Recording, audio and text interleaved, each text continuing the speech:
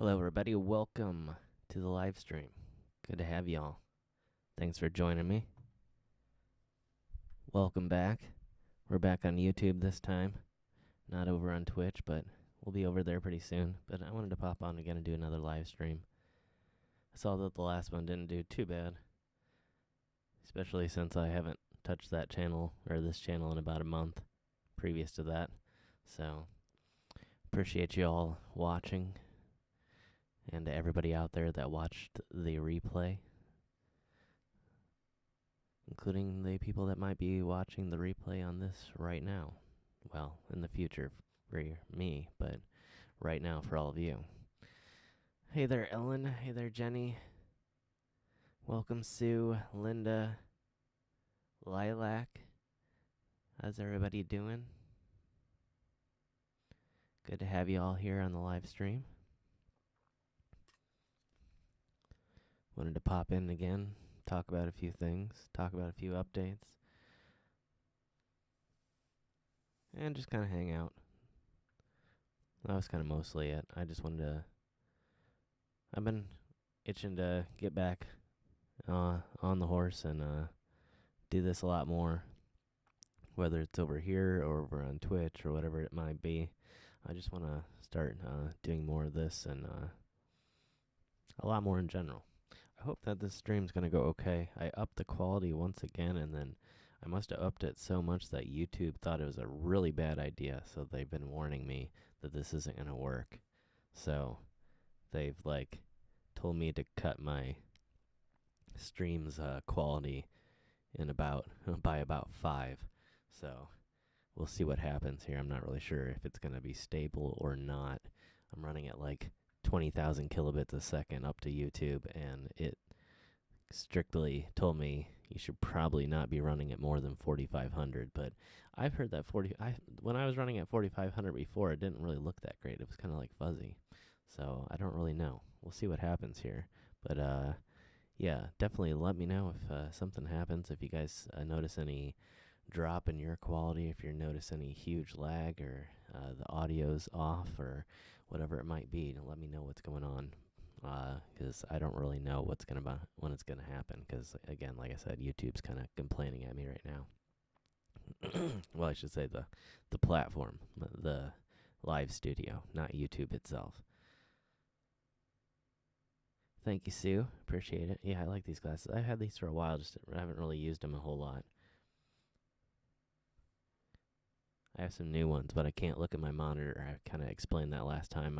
My new monitor is polarized, and so are my glasses, and they're not on the same polarization, and so I can't actually see the monitor unless I tip my head sideways, so it's kind of a pain.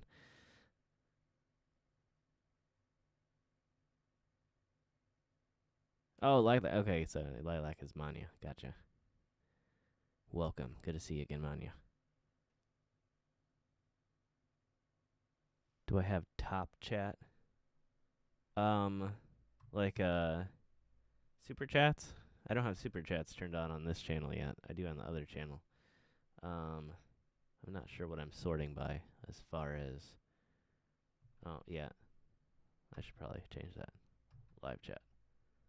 There we go. Twitch does send notifications. Very good question, Linda. Let me make sure I haven't missed anything here, because yeah, I was tuned into live chat, or not tuned into live chat.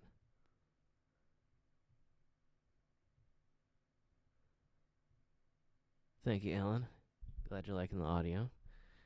I think I got it set up finally where it's it seems to do really well here on stream. I don't know for what reason. In my editor, sometimes it has some issues. But it's a decent audio, it's a decent microphone. It's I think it's Shure PG58, which is a pretty good condenser mic for voice. Everything looks fine. Oh, thank you very much. I appreciate that.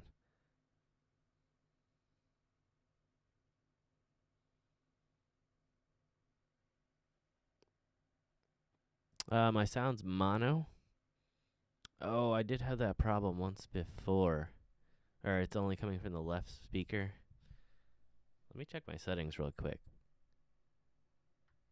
Because I had this problem once before, and now that I've changed computers and had to reset up my stream settings again, I wonder if I did that. Because for whatever reason, I think because the M audio separates out, for some reason, the channels into left and right, which I don't know why it would do that. I guess if you were live streaming with two people, that might be kind of cool to have the one voice come through the left channel and the other voice come through the right channel. Oh, I don't know if I'm going to be able to change this. Hold on.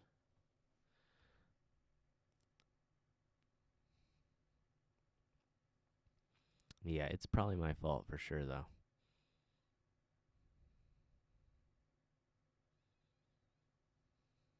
I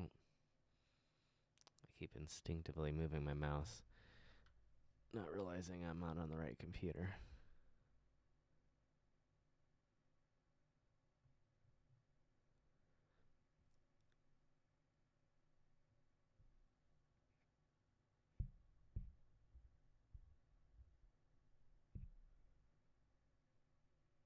Am I doing what on Patreon? I'm not sure what must is.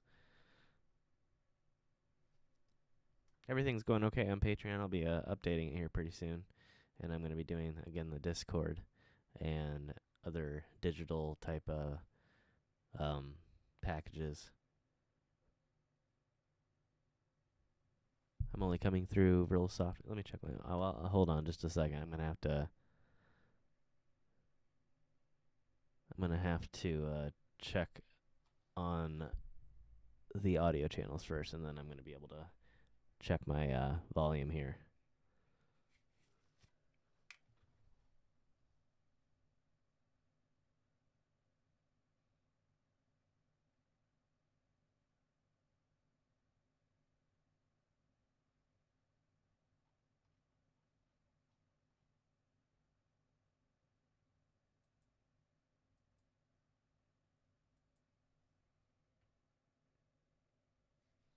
All right, yeah, it does kind of look that way.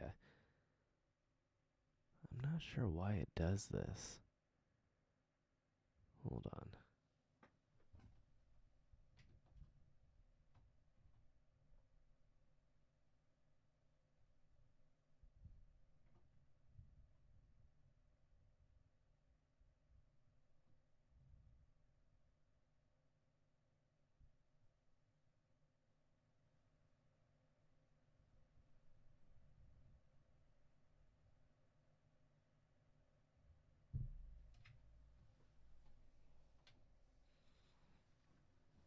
All right.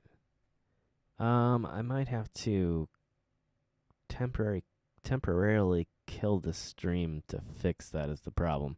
I don't know why it does that. There's some weird. I have to set it to mono, which isn't a problem because for live streams, I feel like all the audio should just come out every speaker anyway. I don't feel like, especially for this type of setup, that there should be any type of specialized surround sound or stereo audio. It should be fine.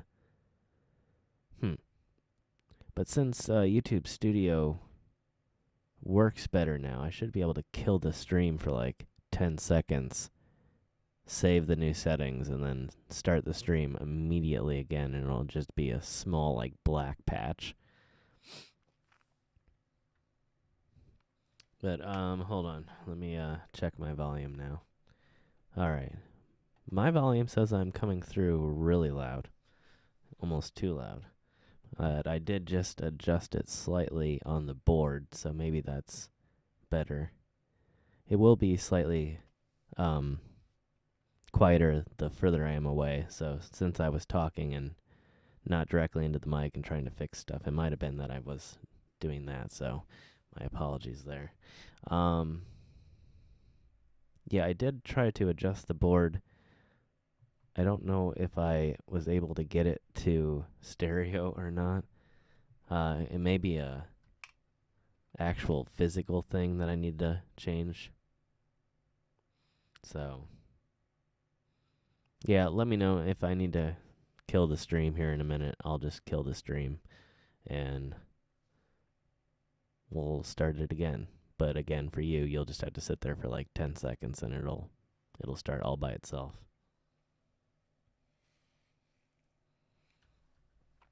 So yeah. Hey there.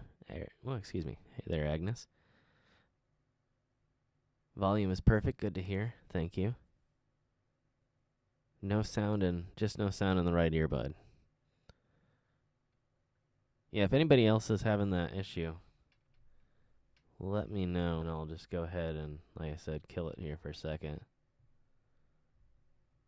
But I'm not sure if anybody else here is actually listening on headphones or listening on whatever device that might be. So, yeah, but I will fix that really shortly. My apologies.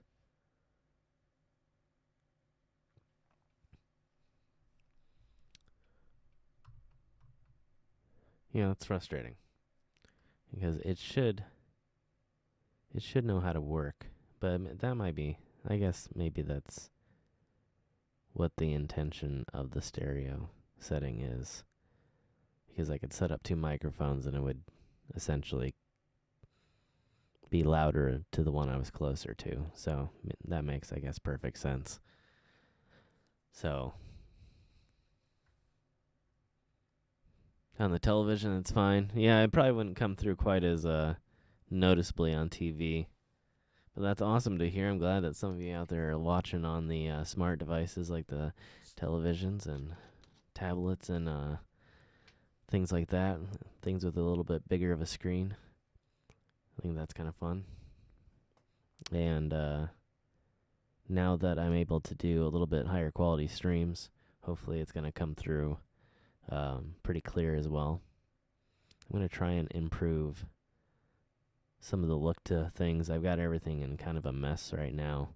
Not super messy. I mean, it's clean, but like I have the plants all moved around. Having all kinds of issues. Things are starting to like not die, but now that it's winter, the light in this room, which is a west-facing room, is just not as great, and so everything wants to be closer to the window, and so I'm having to rearrange everything, and it's been pretty frustrating. So, but I have a few new things here too. I have a few new succulents and whatnot. So, yes, technology is very amazing. Thank you, Alan. Yeah, yeah, the internet's a cool thing, and we can all get together and hang out and do a live stream and talk about all kinds of fun subjects and things like that. Laptop, yeah, that's a good one. I used to carry a laptop a lot. It was kind of my preferred method of computation for quite a while, but ended up when I started YouTube, it was just way better using something with a bigger screen. Even though these days, obviously, you can just hook up a secondary screen to your laptop as well, but it just seemed more, I don't know, it seemed better for me to go the way of the desktop again.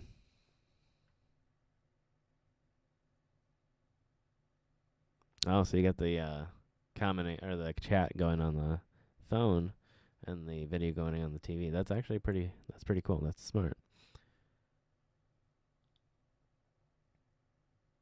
But yeah, so having some playing issues.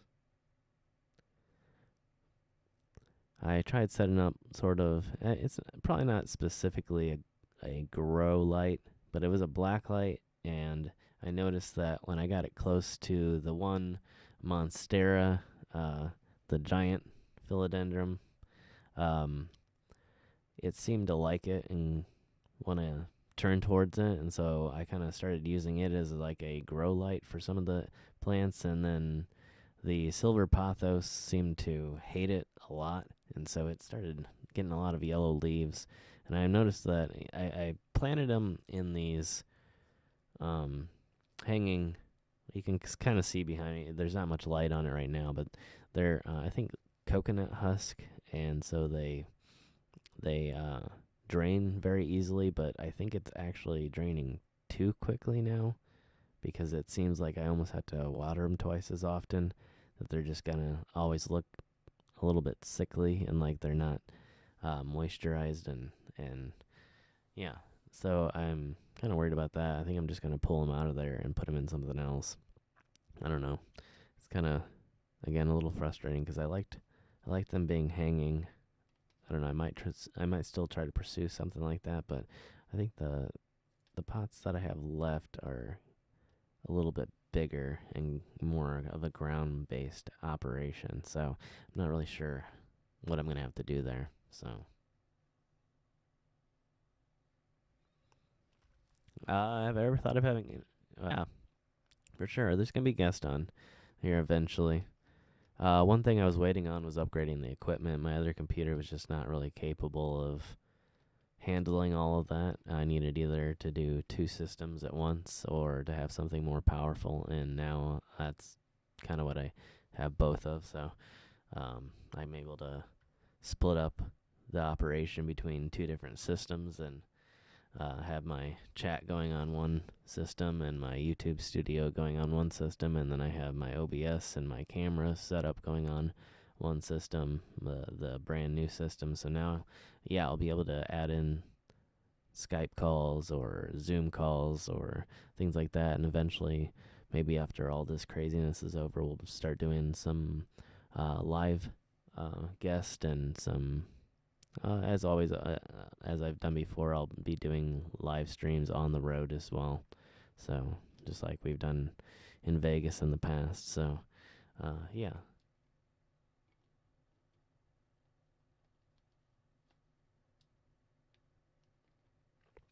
But yeah, a lot of that stuff I'm going to be trying to do over on Twitch as well, including, like I said, on the last stream we did, taking some calls from all of you via the Discord server and talking with you guys about different stories, whether it's travel stories or tattoo stories or maybe even some late night scary stories, things like that. So, what's with Discord? Discord is just it's sort of like a audio slash chat server. You get a program that you download to your computer from discord.com, and when you set it up, you can join different creators or gamers servers, and you can share your voice, and you can share chat just like you're doing here in YouTube. And it also allows me to pull people onto certain rooms, and that will broadcast our chat onto the live stream, so I can sort of take one of you guys and do an interview, and everybody else will be able to hear you speaking as well as me asking the questions and talking. So it gives us a little bit of extra possibilities when it comes to content on the live streams. So if we want to talk like I said, like tattoo stories, and somebody has a great tattoo story, I can pull you into the on-air Discord room, and it will put you in with me and live here on the air.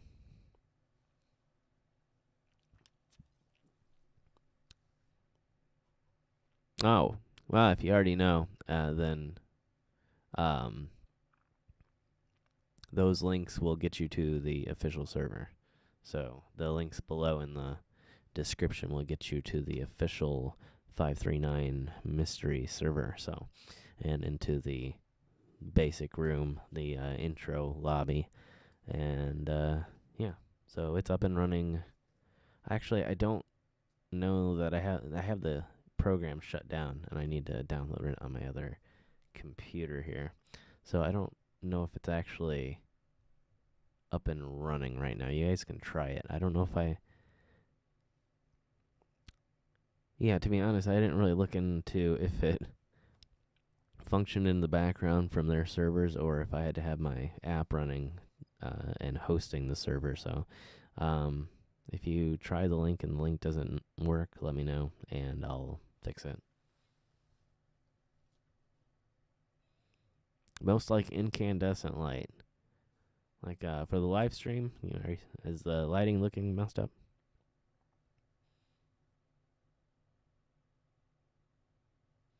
Just a little bit of a low volume on iPad. There could be, you might check that your YouTube volume is not, because YouTube volume is also independent from your iPad volume. So one or the other could be down, and it might appear on other places to work fine and just not here. But yeah, if it seems like everybody else's volume at least is fine. So it might be that the YouTube volume got randomly turned way down for some reason. That's my only thought anyway. Otherwise, I'm not sure. And my apologies for the issues. So, yeah. But yeah, we'll give it a few more minutes here. Maybe around 1 o'clock, and then I'll do a quick restart here and see if we can fix that audio issue real quick. But yeah, I have a few updates, just random stuff, nothing too big. But again, I just wanted to come on and do a fun live stream. I know there is a brand new video out over on 539. So if you haven't checked that out, make sure you head over there real quick, check it out, and come let me know what you think. yeah, it was kind of a interesting little fourth part of the graveyard series we've been doing here. And again, I know I've been doing a lot of those videos recently, and I will be trying to get out and do other types of locations. It's just that I don't have a lot that's incredibly close. So there's a few areas I could go to again. I want to go to some of the ghost town areas, but with this stuff going on and everybody having to stay at home, there's been a lot of hunting going on. And so I've found a lot of these places that usually are not quite as heavily trafficked are full of people out hunting. So it's been kind of scary going out there. I tried to go out and film a ghost town series just the other day and ended up running into a bunch of hunters, and it was wasn't a super big deal, but it was just there were so many people there and so many cars. It was just like, okay, I just don't feel comfortable. It's like we have so many shots going so many random directions, and I'm sure everybody's trying to be safe, but at the same time, like, I don't want to get caught in the middle of it. And yeah, so it's been a little bit rough on that side of things. Oh yeah, yeah, I understand what you're saying now. Yeah, I actually was just at a kind of a specialty plant store the other day and picked up a few plants, and um, they actually have these little bulbs that are specifically meant for, well, they're specifically grow lights, but they fit into normal sockets. So I'm thinking I'm going to pick up something here pretty soon. Maybe even a few more. Oh, we'll see. I might do a few more plants. The the cacti and the succulents, most of the succulents um, at least the bigger type of succulents, um, seem to do well in the west-facing window, and so I might try to stick to stuff more like that. And yeah, I don't know. I don't know what I'm going to do with everything else. Everything, a lot of things are growing pretty well, but some things could be doing better and just aren't. Like I said, I have a over this way, right up there, is my lipstick plant, and it's a pretty cool plant. It's got really thick leaves like a succulent, but it's also a flowering plant, and when it's in the right conditions, it'll put out these little red flowers, and they're carnivorous, and they'll attract insects, and the insects will get stuck in between the flower and like this little section that pops out of the flower, and it will digest the insects. So it's kind of cool, but I've never been able to get it to flower, although it seems to be pretty healthy. So I don't know if it's just not getting the right light or the right amount of food, or I've been trying to look it up, and it seems like I'm doing most things correctly. The only thing I could think of is that maybe it's just the west-facing window. It needs more of a south-facing window in order to get those blooms going. And apparently the monstrosa, which is the bigger philodendron directly behind me, I don't know if you can see it very well. Oh, there it is. Right. Whoop, right there. It apparently fruits, and it has like almost like a small pineapple, and it's completely edible. But again, I'm not sure if it's getting quite the right sort of light. I don't know. I might have to eventually figure out something else in terms of moving them to a south-facing window somewhere, or like I said, getting the supplemental light that works better. But I prefer something that's more on the kind of like the black light grow lights, where it's something that would look kind of cool on stream, but yet still function. So that's the idea.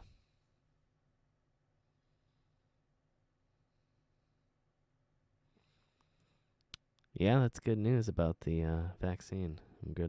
I'm glad to hear about that.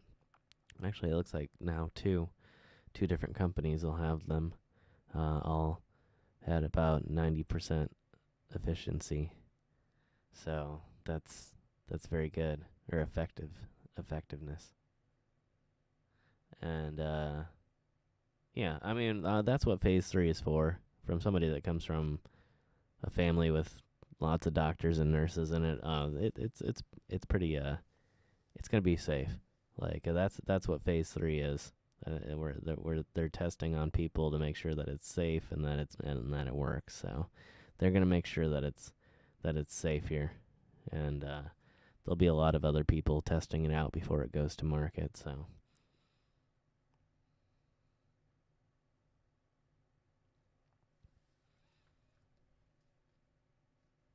some succulents will rest a year. Yeah, that's a long time, but yeah, as long as they're healthy, that's cool with me.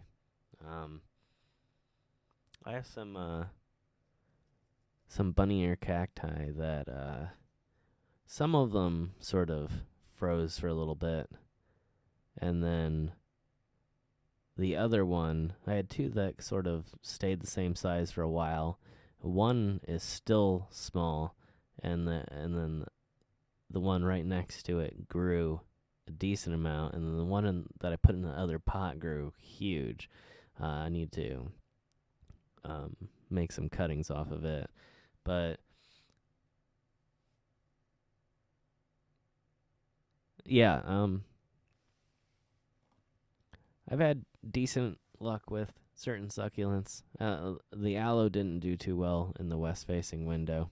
I had to relocate it, but it's doing fine now. And then I had another little succulent. I can't remember what variety it is, but it wasn't doing too well either in the west-facing, and so I had to move it to a south-facing window. So, but I just got something called a bear claw, and it does incredibly well. It's like a little fuzzy lime looking succulent. It almost looks like a cactus, but it's not quite. But it looks like a little paw. I'll have to get it out here. And then I got a pencil cactus, which I think is technically a succulent and not a cactus. But do I talk to my plants? I wouldn't say very much. Maybe if I'm frustrated with something.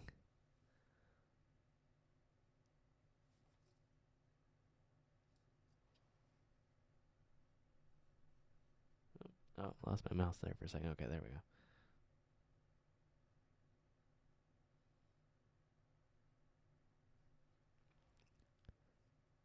Eat the pineapple. Yeah, that'd be fun. That'd be a fun thing to try on stream. Hey there, Bronx boy. Welcome to the live stream. Good to have you.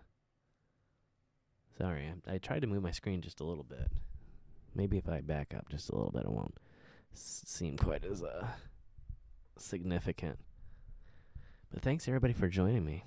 Appreciate y'all being here tonight, especially knowing how late at night it is.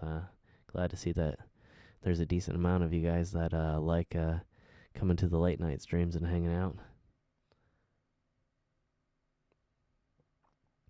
That's why they're not blooming. There was a weird scientific study where they played the music to plants for like, I can't remember, it was like 6 months straight, and they played different types of music, and there was weirdly a difference in growth in plants that experienced different sorts of music, and they couldn't explain exactly why that was, but they just knew that it was technically true that it worked, and whether it was the vibration of the music causing different, absorption rates of nutrients and air or whatever it was, there was a difference in plants that listened to music as opposed to not, and as opposed to, like I said, many different types of music they played. I think certain plants they played metal music, and certain plants they played classical type or orchestral music, and yeah. So yeah, you'll have to look up that test sometime if you're interested. That it's a really interesting thing to listen to. I think I heard it on NPR. It was really kind of cool. Hey there, Matthew. Welcome to the live stream. 'Cause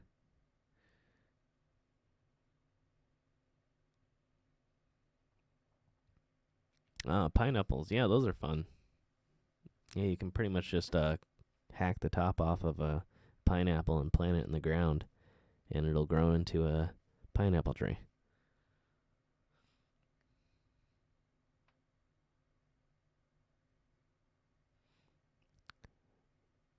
Hey, thanks for joining us, Bale. Appreciate you being here. You have a great night. Hope to see you in the next one.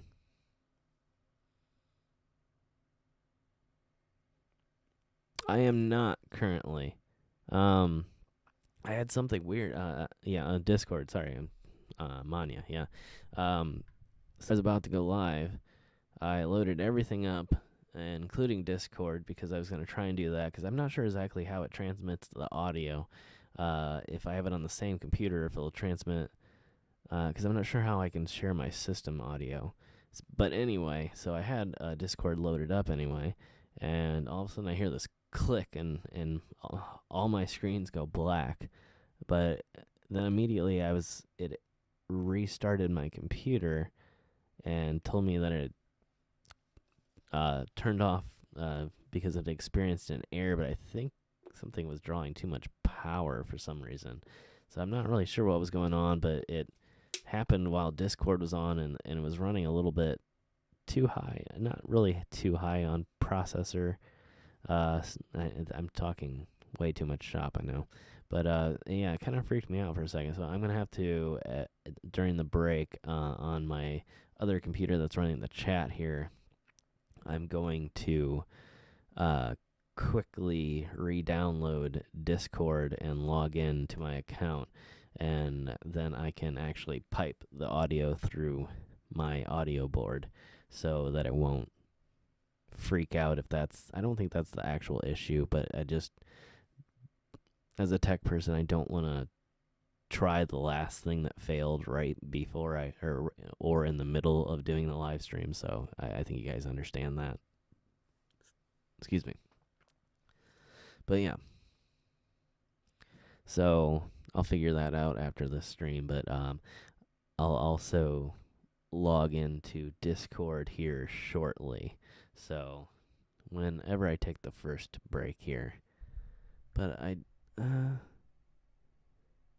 well, it looks like since the only person who was having the audio issues is currently going leaving the live stream, I might wait here for a little bit to try and restart the audio. So we'll wait if no one else here is having any audio issues.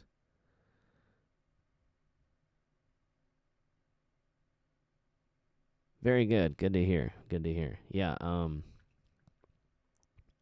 yeah, you can hit the link below in the description if you want to join the Discord server. There are 2 open servers, or 2 open rooms, a chat room, which is just a text-based chat, just like here on YouTube, and then there is a voice chat open room called the Hotel Lobby, and you all can gather there and talk about whatever you want, if it's 539 related or whatever. Oh, thank you very much. I appreciate that so much, Ellen. Thank you. Yeah, I'll definitely get you added back into the credits if you aren't. I can't remember if I even ever deleted your name. Thank you, Matthew. I appreciate that. But yeah, now I just completely lost track of everything. My apologies. But yeah, many thanks. Yeah, I think I'm gonna add a Discord option into the Patreon as well. Just so if I don't even know if it's again, I don't know if it's a thing that people are gonna like or people are just gonna find boring, but I just figured I'd mess around and add some different things for different people and different, for everybody as well. Like I said, to anybody that wants to check out the Discord, I don't really know other than having guests on the show if it's going to be something that people just want to go and hang out in.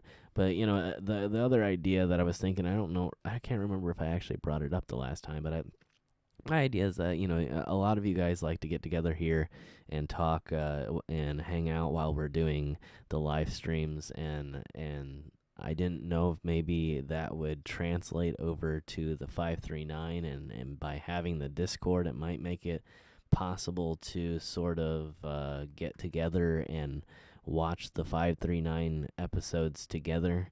Um, just in the way we might do a premiere, but since I don't do premieres every single time, I kind of don't do them very often, but I'd like to start doing them more often now. But at the same time, when the premieres aren't happening, it would give us space for people to sort of get together, especially those notification people that go as soon as they get the notification, that they be able to turn on Discord and also chat with other people that are watching and discuss it, or who knows. But if it sounds cool, awesome. If not, then ignore it, and then we'll try something else. But yeah, I thought we'd give it a shot. And at any rate, I think it'll be a functional tool, live streams.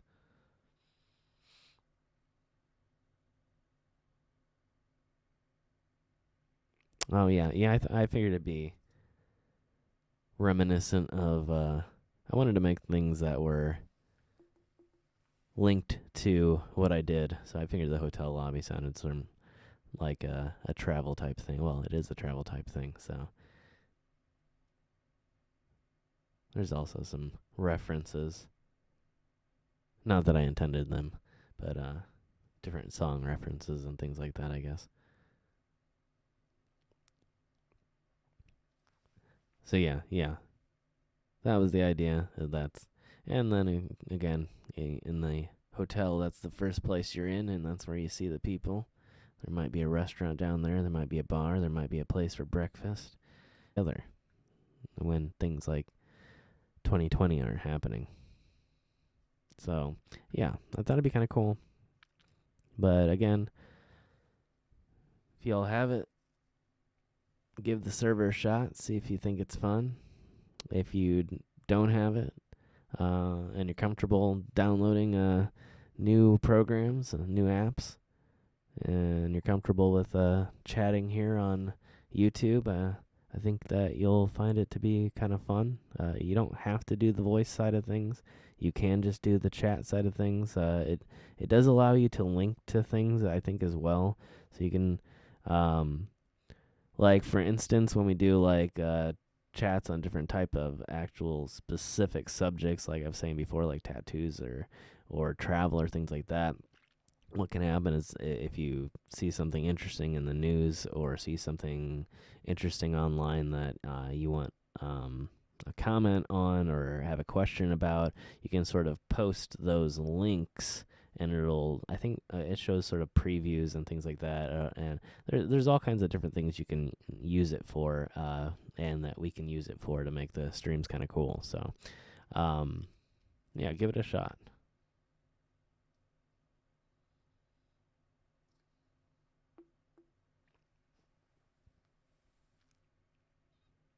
Oh, that's really cool, Alan. I know I was talking with, I know Rob and Joe were friends with, what was her name? Now I can't remember her name. But one of the people from Ghost Hunters International. And, yeah, I know they did a few videos together. But, yeah, that'd be really cool. I'd love to see some of that old stuff. It's been a while since I've watched any shows like that on television.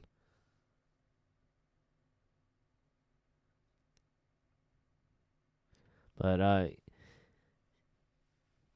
yeah, I believe the guys are actually out in California recently and have a bunch of videos coming out from there. So it'll be kind of interesting. So where are we at here? Okay, we're doing good.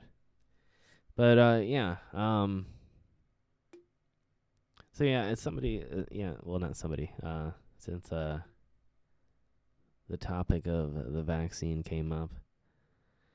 Oh, hey there, Ian. Welcome to the live stream. Good to see you, buddy. Um, so yeah, it seems like a lot of this will be over not soon, but relatively soon, and so that means that hopefully we'll be getting, well, not hopefully, it means that we'll be getting back out on the road, doing some longer trips again, going back out west again, doing some of those videos and stuff on 539 that I've been trying to accomplish for a while. The new type of videos, the multi-part, multi-location series where we go on longer road trips to maybe several different types of locations in the same episode, and maybe a little bit longer of episodes. So we're going to be trying something new in terms of content. Not that the same old locations that you all love to watch won't be there. They're just going to be more of it and a little bit of variety. Hopefully something for everybody in every single episode, instead of having, a group of people that like the adventure travel and a group of people that like the historical stuff and the graveyards and things like that. That maybe we can do just something for everyone in at least most of the episodes, or at least in a decent amount of the episodes, and then still have sprinkled in there some of the old style episodes too. So I'm thinking that'll be a lot of fun. And of course, we'll have the random stuff from time to time, sort of like the content that we've been doing recently with the compilations and stuff from past videos. But hopefully we'll be taking a break from that for a little bit, because I know that I've been doing a lot of those. But of course, with the travel restrictions and things, it's just been hard to get out there and find new stuff. And like I say every time, I've been trying my best to get it done, but it's been frustrating. And yeah, I appreciate your patience. So I think I'm okay. No, we're good. Okay, thought I was missing chat there.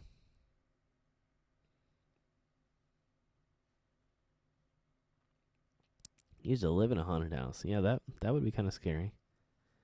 Sometimes I think I hear things, but I have no evidence of anything actually being haunted. But there's been some weird noises lately.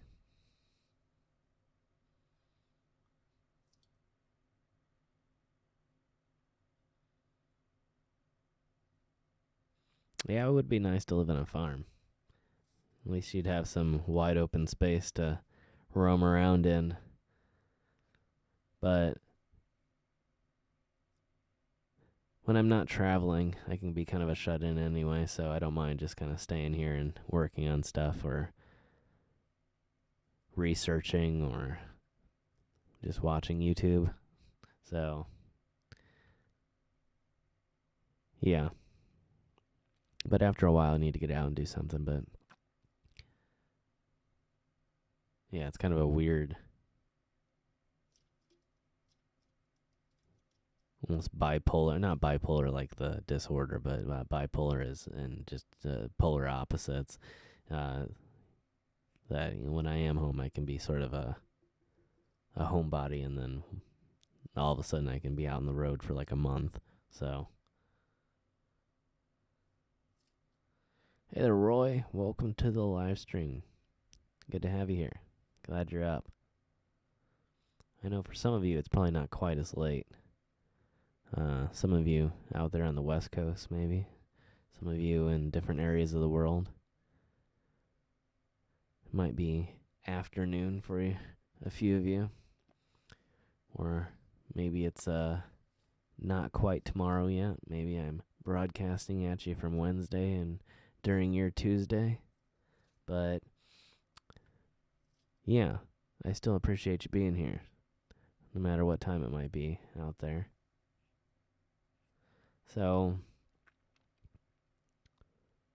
I didn't realize that since I rearranged my plants, you can see that I have a television hanging in the wall over there. Very interesting. Not that that's unusual. But anyway, so yeah, once this is over here, hopefully shortly, and maybe we'll have like even like a third candidate vaccine coming. Maybe we can get this stuff moving even quicker. Maybe we can get everybody done by January or something here, or by mid-January, and then we can hop out on the road and do some of these really cool road trips. Like it's. I mean, I don't want to brag about it, but like in terms of the type of content that I've done, I think this will be some of the top content that I've done on the channel, and I think it'll be really interesting. And that's what, again, why I was so disappointed at the beginning of the year, because I was all set to make this the year of implementing these cool changes and going to these cool places. So yeah, I'm kind of excited that we're maybe getting a little bit closer to that point where we'll be able to make that happen again. So things are looking up for a change. That's kind of good. 5:20 p.m. in Australia. Yeah, it is what, going on 1:30 a.m. here. So, yeah, that is quite a difference.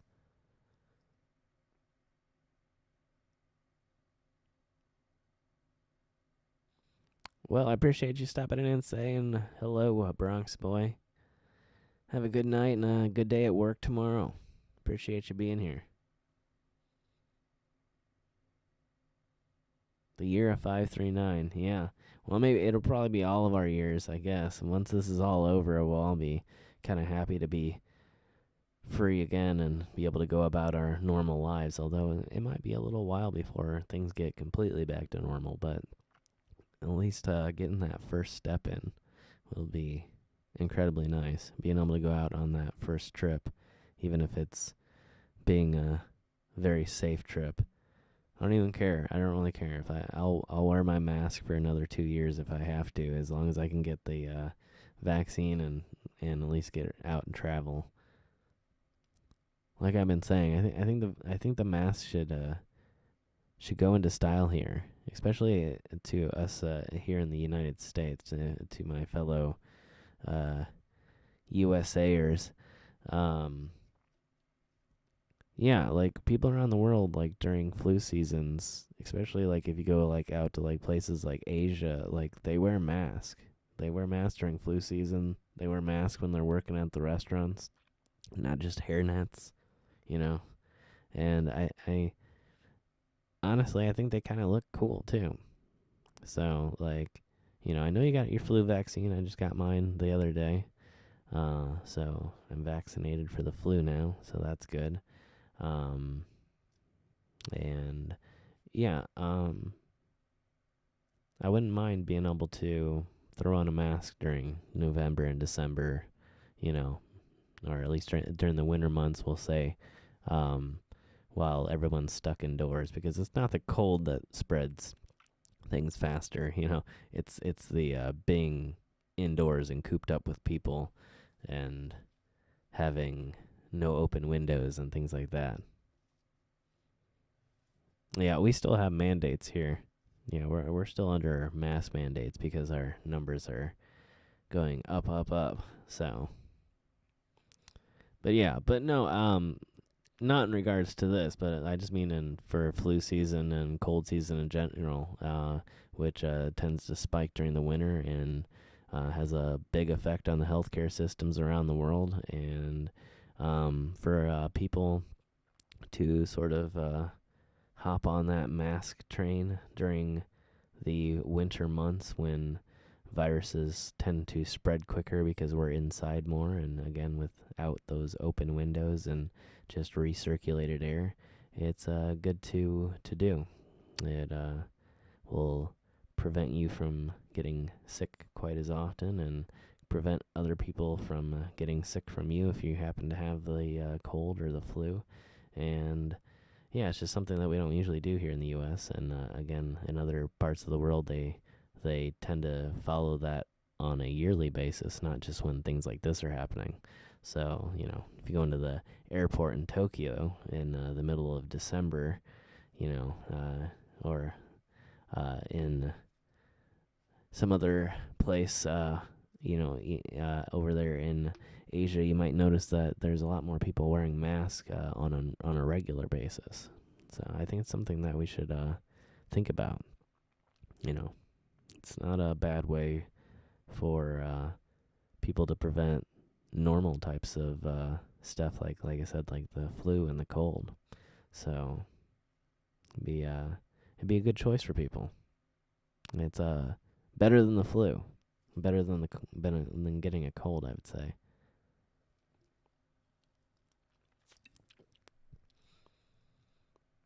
Yeah, wash your hands is a good one too. I see a lot of people.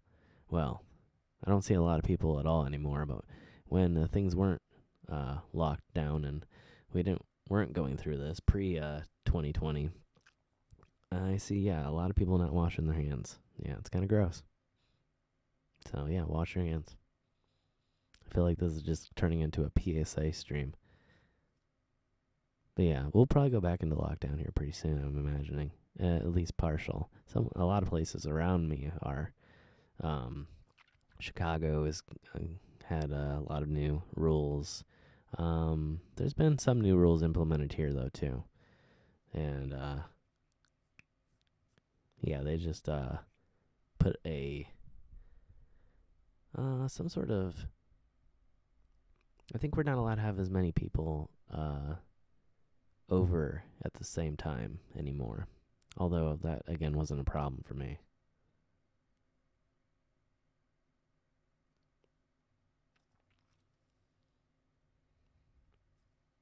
There might be a few people out there who I would say a very, very, very, very small percentage, probably less than 1% of the population that might not be able to.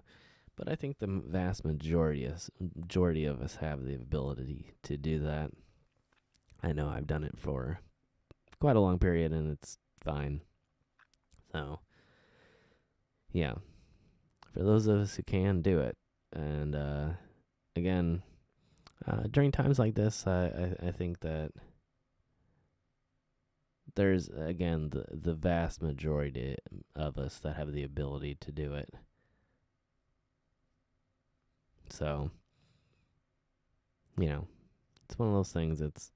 And again, like I said, before in previous streams, it might be.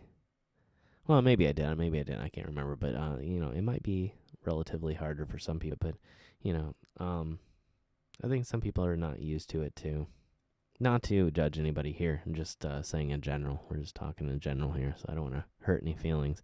But yeah. Yeah, we have a mask order here too. Yeah, we have mask orders. We have limits on certain types of businesses, and we have the usual. But yeah, just something we have to deal with.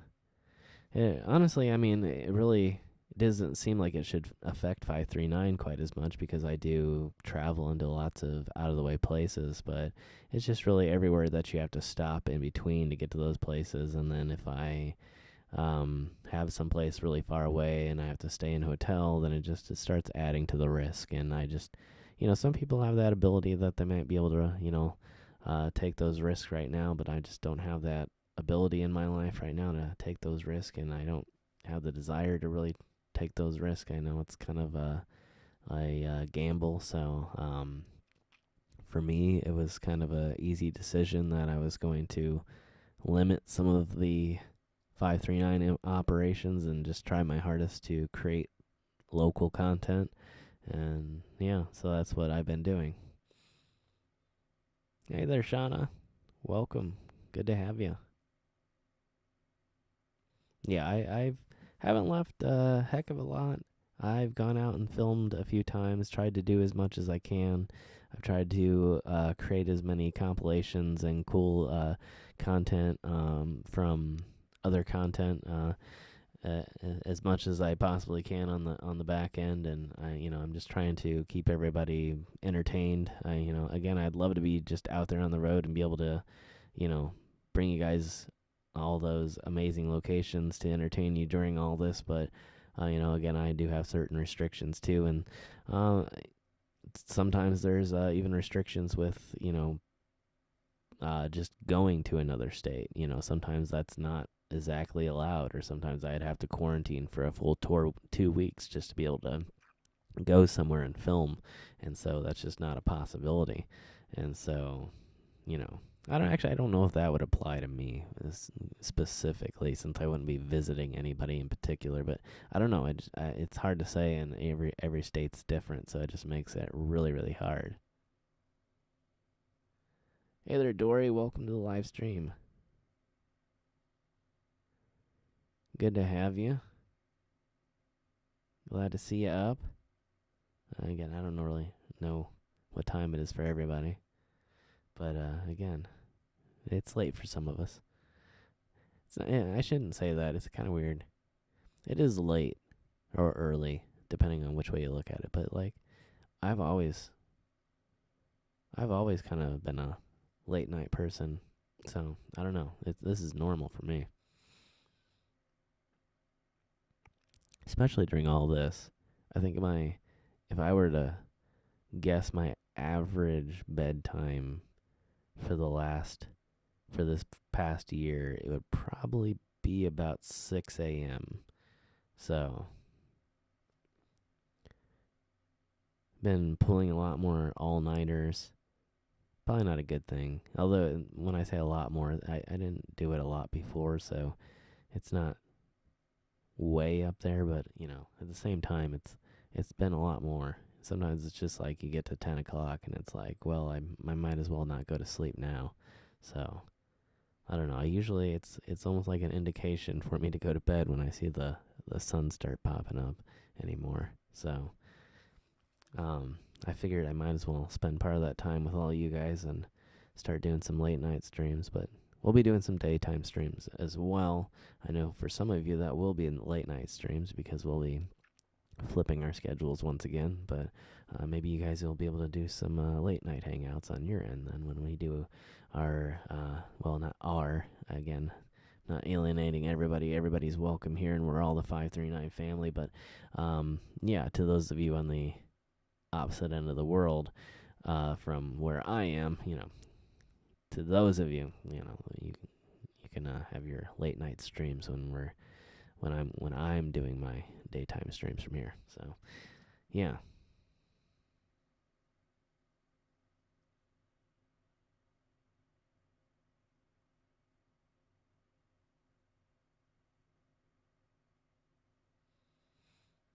Oh, that's very interesting, Jenny. Yeah, certain types of masks are more rigid than others. Some of the ones that you purchase online are going to be more of the cloth type that you're used to in like your clothing, and then some of the more medical style masks have more of like a rigid type of feel to them, depending on the type of medical mask that you get.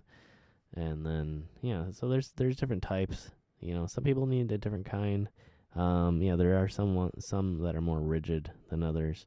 Even in some of the ones that you can purchase, in different materials, different types of filters.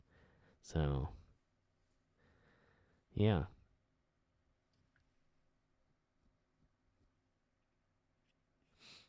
But yeah, I think there's probably one for nearly everybody. And yeah, if you're not able to wear a mask, then, it'd probably be good to limit very greatly your travel during all this, unless you're in a country that's one of the few lucky ones that's not in need of a lockdown, where you can sort of maintain some social distancing and try your best to be responsible. But if you're in one of those countries that you're supposed to be wearing it, I'd say if you can't, for sure, stay in, because you don't want to go out there and put yourself in danger. Because, I even know a few people personally that have made that decision and probably have now paid the price for it. So, yeah, make sure you're staying safe no matter what it takes. Am I living the rock star life? I'm always living that rock star life. You can't take the flu shot. Oh, well, that's unfortunate. Make sure to stay safe. I hadn't had a flu shot for, well, I don't know if I have ever had one before. This was the first time in a long time. If I even have had one. If I did, it was probably when I was a teenager.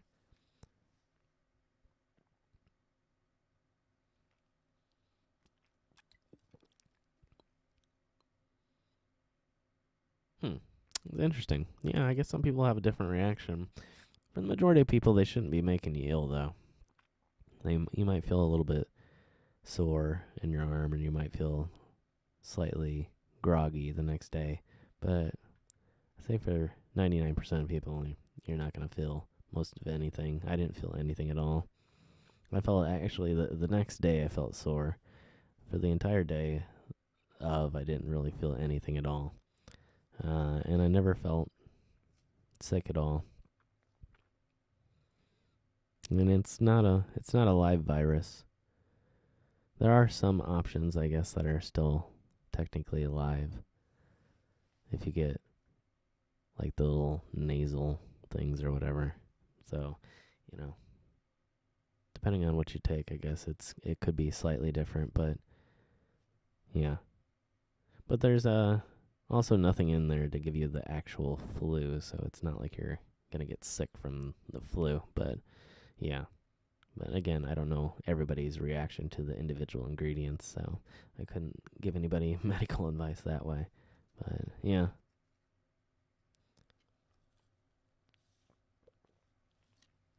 But I'm just excited to have some sort of egg date in mind of being able to get back out and do something. And trying to plan where I'd like to go, what I'd like to do. Like I said, I'll probably end up going back out west. I kind of want to get back out to the deserty areas again. And I have a few other adventures in mind. Some that I can't reveal too much about because, again, they're going to be part of that new rollout of material. So it'll be kind of fun to keep a few things as surprises. And I'm sure I've hinted at stuff in the past, so it won't be anything too secretive that you guys haven't heard about before, but might be surprising, and just that you'll remember me talking about it at some point and realize that the time has come and that we're now doing that type of content. So it'll be kind of fun. But I think the problem is that, well, the western trip won't be that bad. That'll actually be kind of fun because even if it is still during the winter, I'll be able to go somewhere where it's a little bit warmer, get a little bit of a break from the bad weather. Excuse me. And yeah, I'll head out that way.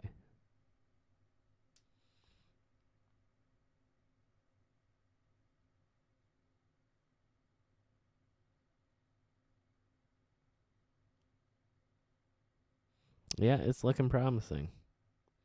Welcome back, Manya. Will I collab with Xavier? Absolutely. Yeah. Yeah. Yeah, we still keep in contact. Although I was wrong. I thought that he changed his channel name. But maybe he did change his channel name temporarily and then started the second channel. But his primary channel is Cryptid Hunter, and his secondary channel is Seeking Legends. So I kept saying that he had changed his name, and now I'm not 100% sure if that happened temporarily and then he just started the second channel with the new name and reverted the first name. I don't know. But anyway, yeah, Cryptid Hunter, check that out.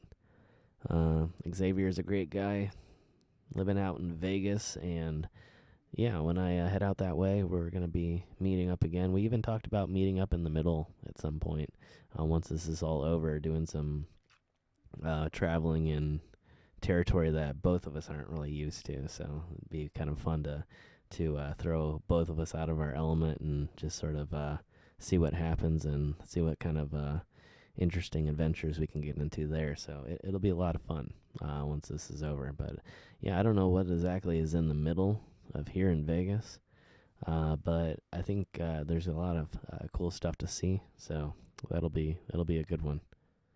But yeah, also when I head out to Vegas, whenever I'm out in in the Vegas area, I'm sure I'm gonna be hitting up Xavier. He's a real cool guy. I like him a lot. And yeah, again, we still keep in contact from time to time and have been discussing possible future collaborations for a while now. So yeah, for sure, it will be happening.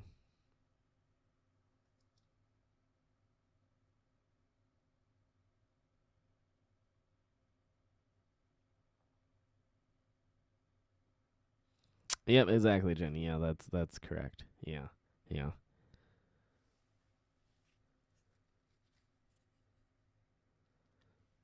yeah. I had nothing at all. It was just in fact, it was painless. It was the least painful shot I'd ever had too. I couldn't even feel it. The doctor said slight pinch, and then I kept waiting for the pinch, and then he pulled it out and said you're done. And I was kind of surprised. So yeah, not bad at all. Not bad in the least. But yeah, again, not to say that there isn't a small fraction of people out there that may, again, yeah, like if someone was saying, have a severe reaction or something like that because of other complications in their own medical history. But to the vast majority of people out there, there's no reason to be afraid of vaccines whatsoever. So make sure you go out there and get vaccinated. It's much, much safer. But yeah. Anyway, I appreciate you all for being here. Again, I know I say that a lot, but I always like to stop for a moment and thank you all for being here, for joining me, for especially for those of you who live in the Eastern time zone who are late nighters, or maybe whatever time zone you're in that it's late night. It's not just late in the Eastern time zone. I'm sure there's a few other places where people are getting ready to go to bed. So to those late nighters out there, thank you so much. To those daytimers out there, thank you so much too. Appreciate you all.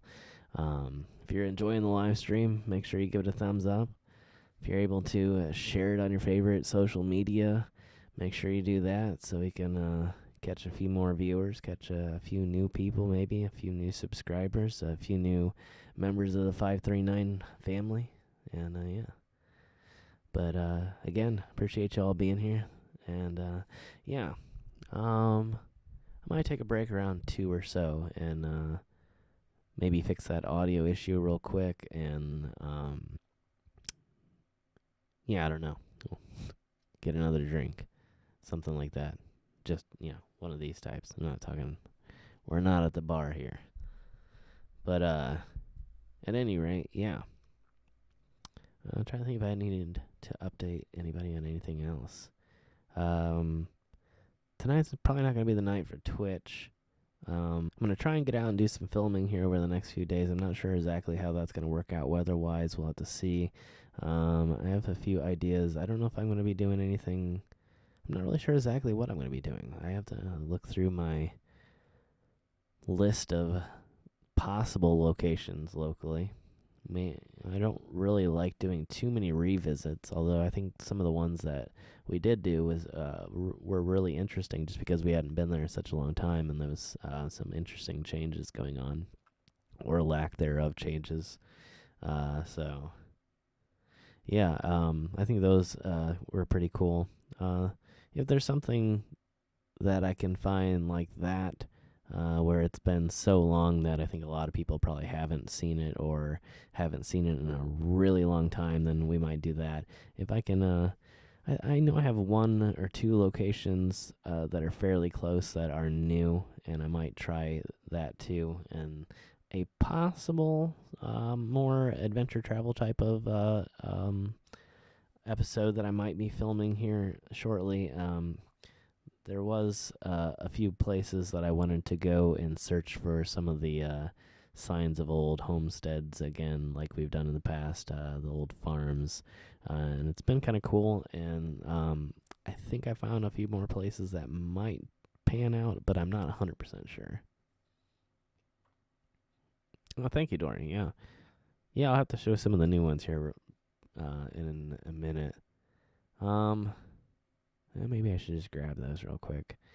But yeah, through anybody that follows me over on Instagram at 539 Productions, I put up a few photos of the new succulents that I picked up recently when I went out to an actual specialty store this time. And I didn't just try to rescue something from the local big box store like I usually do. Most of the plants that I have that I purchased are things that I walked in and I thought they looked kind of sickly, so I tried to save them. Like I've got right over here the silver pothos, and then there's the that way.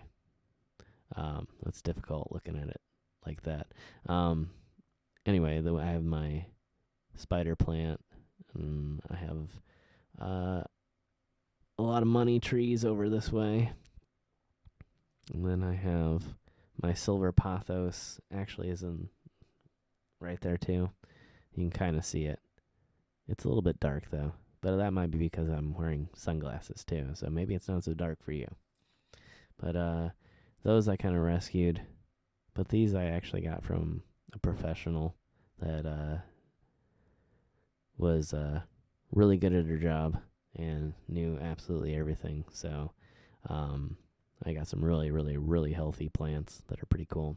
One is a pencil plant, and it's like almost like a thin-looking cactus without spikes or thorns. I mean, it is. I don't believe technically a cactus, although there is a few names for it that I believe have the cactus name in it. I believe it's just a succulent though. But yeah, those are they are related though. I believe cacti are succulents, but not all succulents are cacti. I think that's how it works. Yeah, 3 of the Magnus. That's awesome. Oh wait, are we talking plants or chickens? Somebody's up. Oh, Ellen, you're up with the chickens. Well, that's fun. I always wanted chickens. I don't know if you're being literal.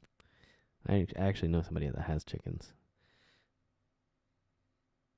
Kill rocks. That could come off in many different ways. Oh, okay. Are we talking about plants? It sounded like a reference there for a minute.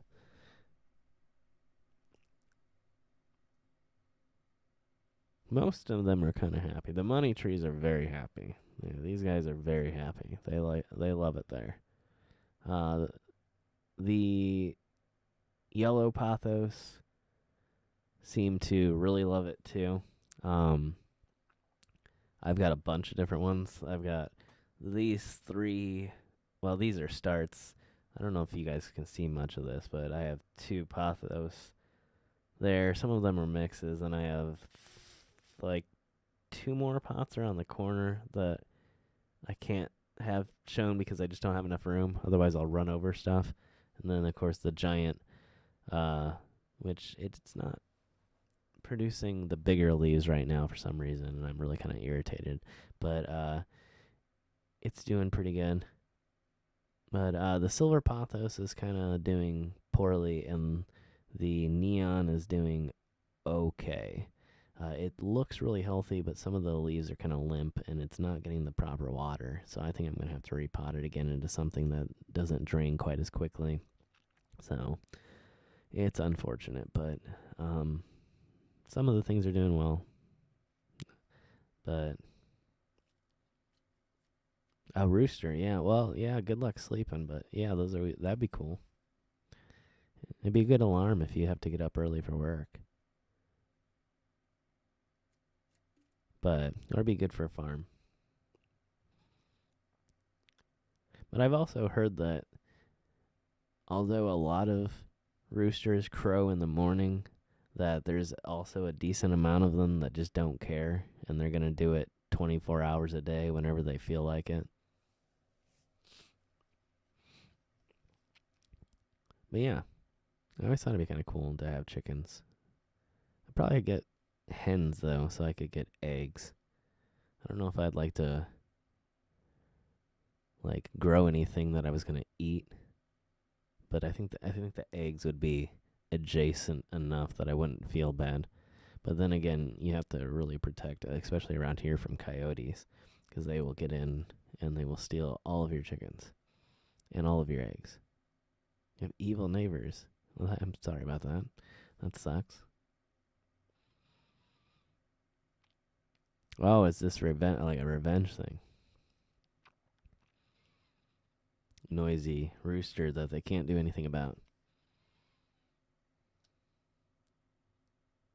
An emu.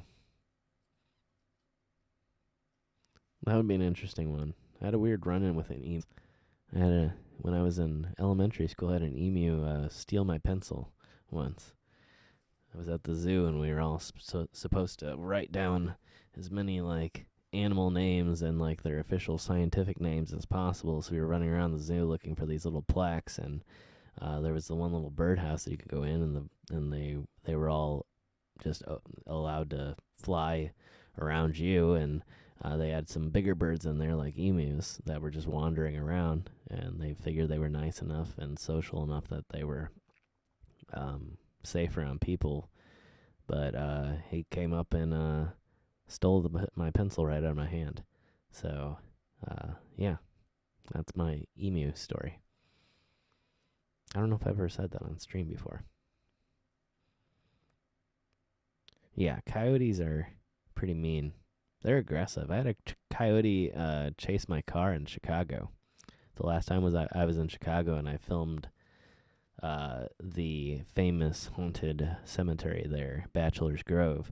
Later on that night, when I was out with the guys, with Joe and Rob, we were driving around looking for places to film, and a coyote started chasing my car down. Apparently, it thought it could take me. I just drove away, but yeah, they are brave animals, especially for being smaller than wolves. I've heard a lot of people say that they're more aggressive. So, but yeah, big birds are fun, I guess. There's a ostrich farm, I think, around here somewhere. There's an emu farm around here too, and then a lot of farmers just have random emus. Like it was an emu that I filmed. There was the random little graveyard that I filmed the one time where I filmed the horses at the end. There was emus there too.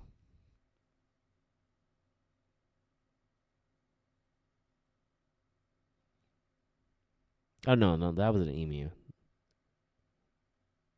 That was a llama. They didn't have bears, but there are ostrich farms around here somewhere. I know that I swear I've seen a few ostriches from time to time, and camels. There occasionally you'll just be driving through the Midwest and there'll just be camels in some guy's farm. So apparently there's money in it.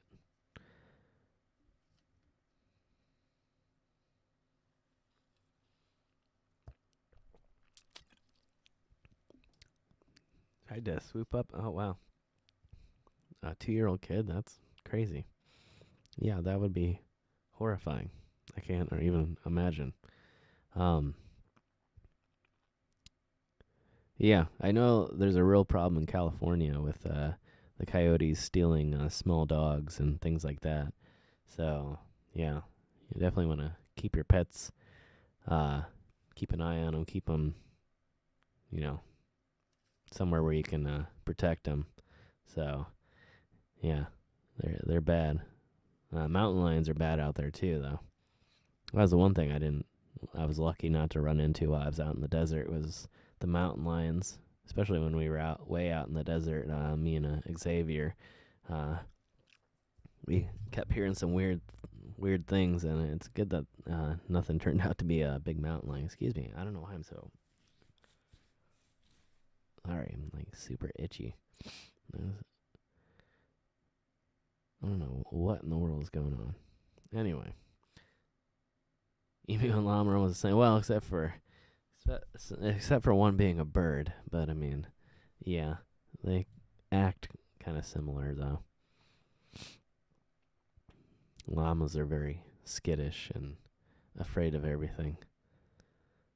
Emus are kind of, I don't know, the emu that I encountered was pretty curious and didn't really care. It came right up to me and took my pencil out of my hand and walked away. So, apparently it didn't mind. Llamas usually keep their distance.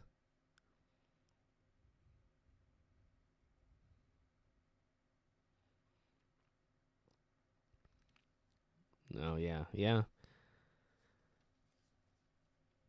you don't want any missing pets. That would be bad. I can understand protecting them.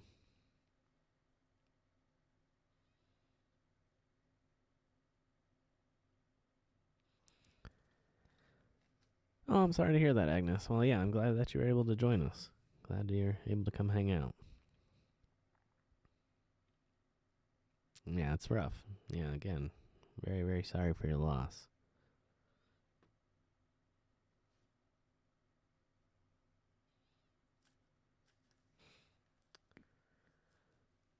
So, oh yeah, I was gonna grab the one plant real quick. Hold on, let me. Whoa, that's everything is bright in here now. Make sure I'm gonna do this without knocking anything over.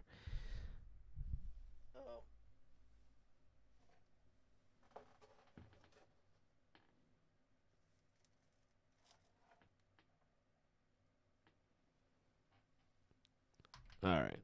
Well, this guy here is the pencil plant. We'll go ahead and do the show and tell now, I guess. Why is it?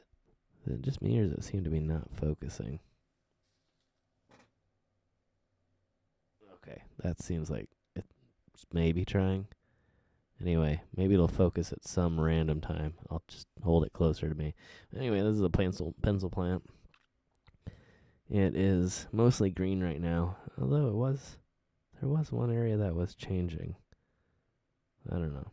But it's supposed to get some red tips on it, red and yellow tips, when it's sitting in the western facing window, which is where it's sitting right now. It's doing real well, but hasn't really changed color quite yet. But you can see it has little tiny leaves on it. But it is mostly just the green branches, and those will split off and grow up on it. But yeah, it's really cool. It seems to be doing real well. And again, was grown by an actual professional and is in real amazing healthy condition. So yeah, keep you guys updated on that, and maybe share a few pictures as it changes color. But I don't know if it's going to change color going into the winter season or not. So we'll see what happens here. But no promises on the colors, but it does seem to be incredibly healthy and liking it. So, but yeah, I kind of did ask specifically if it would be a good plant for the western facing windows. So, and yeah, this was one of the ones that they pointed me to. And I don't know if I can reach the other one. It's gonna be kind of interesting. This one is the bigger one here. The bear claw is not quite as big, but I might have to see if I can get it a little bit closer. Let me see. Do I have my regular glasses here? Yes, I do. Hold on. I'm going to put my glasses on so I can see a little bit better what kind of focus we're in. Oh. Sorry if I get some glare here. All right, we're not doing too bad. All right. Let me see if I can reach this and switch these real quick without bashing anything behind me.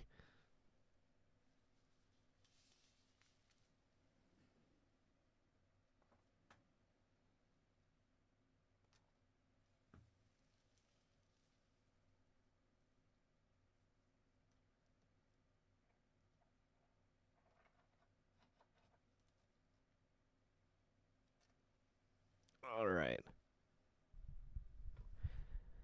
Night, Manya. Thanks for joining us tonight. Hope you have a good night. We'll see you in the next one.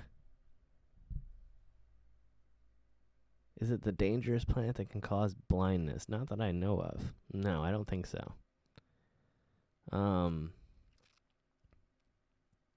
There's a lot of plants that are semi-dangerous, though. Like all the philodendrons are poisonous. You don't want to eat those, and you definitely don't want to have your pet eat those. They can be pretty nasty for dogs and cats. Although I don't think that they're lethal in any way, but you definitely don't want to let your pets get a hold of them. But no, I don't think that certain cacti are also have like really bad. You can't. A lot of people, especially in the movies, they'll show people eating cactus when they're stuck in the desert, and that's really kind of a myth. Some you might be able to and get away with it in an emergency, but there are a lot out there that would be kind of poisonous to do. So you don't want to do that unless you know what you're looking for. So.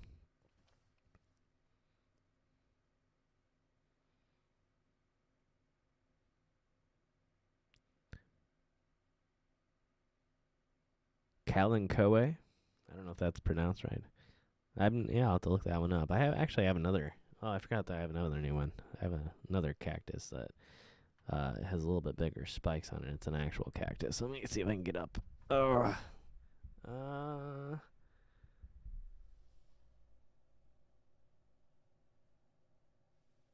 it's not going to focus very well, but you can kind of see.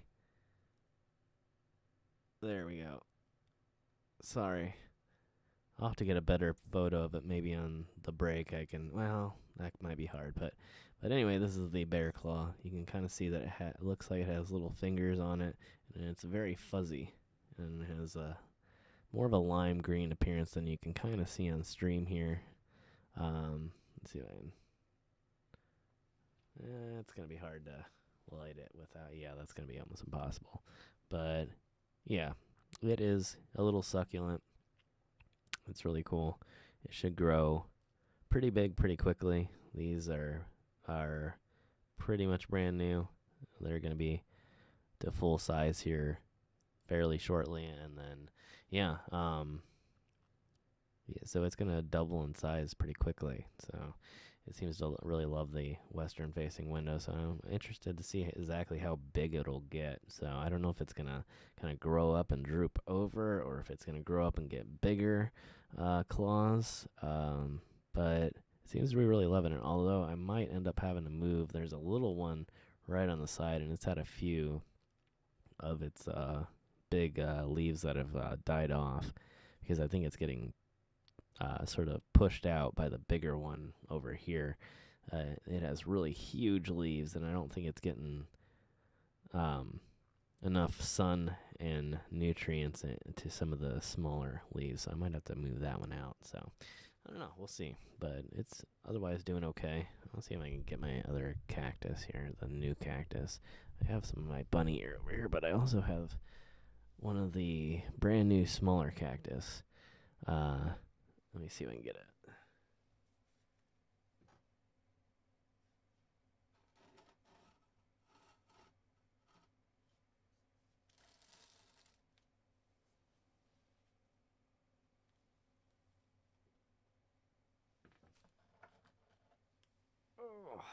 Alright, there's the other one. I almost forgot about this guy.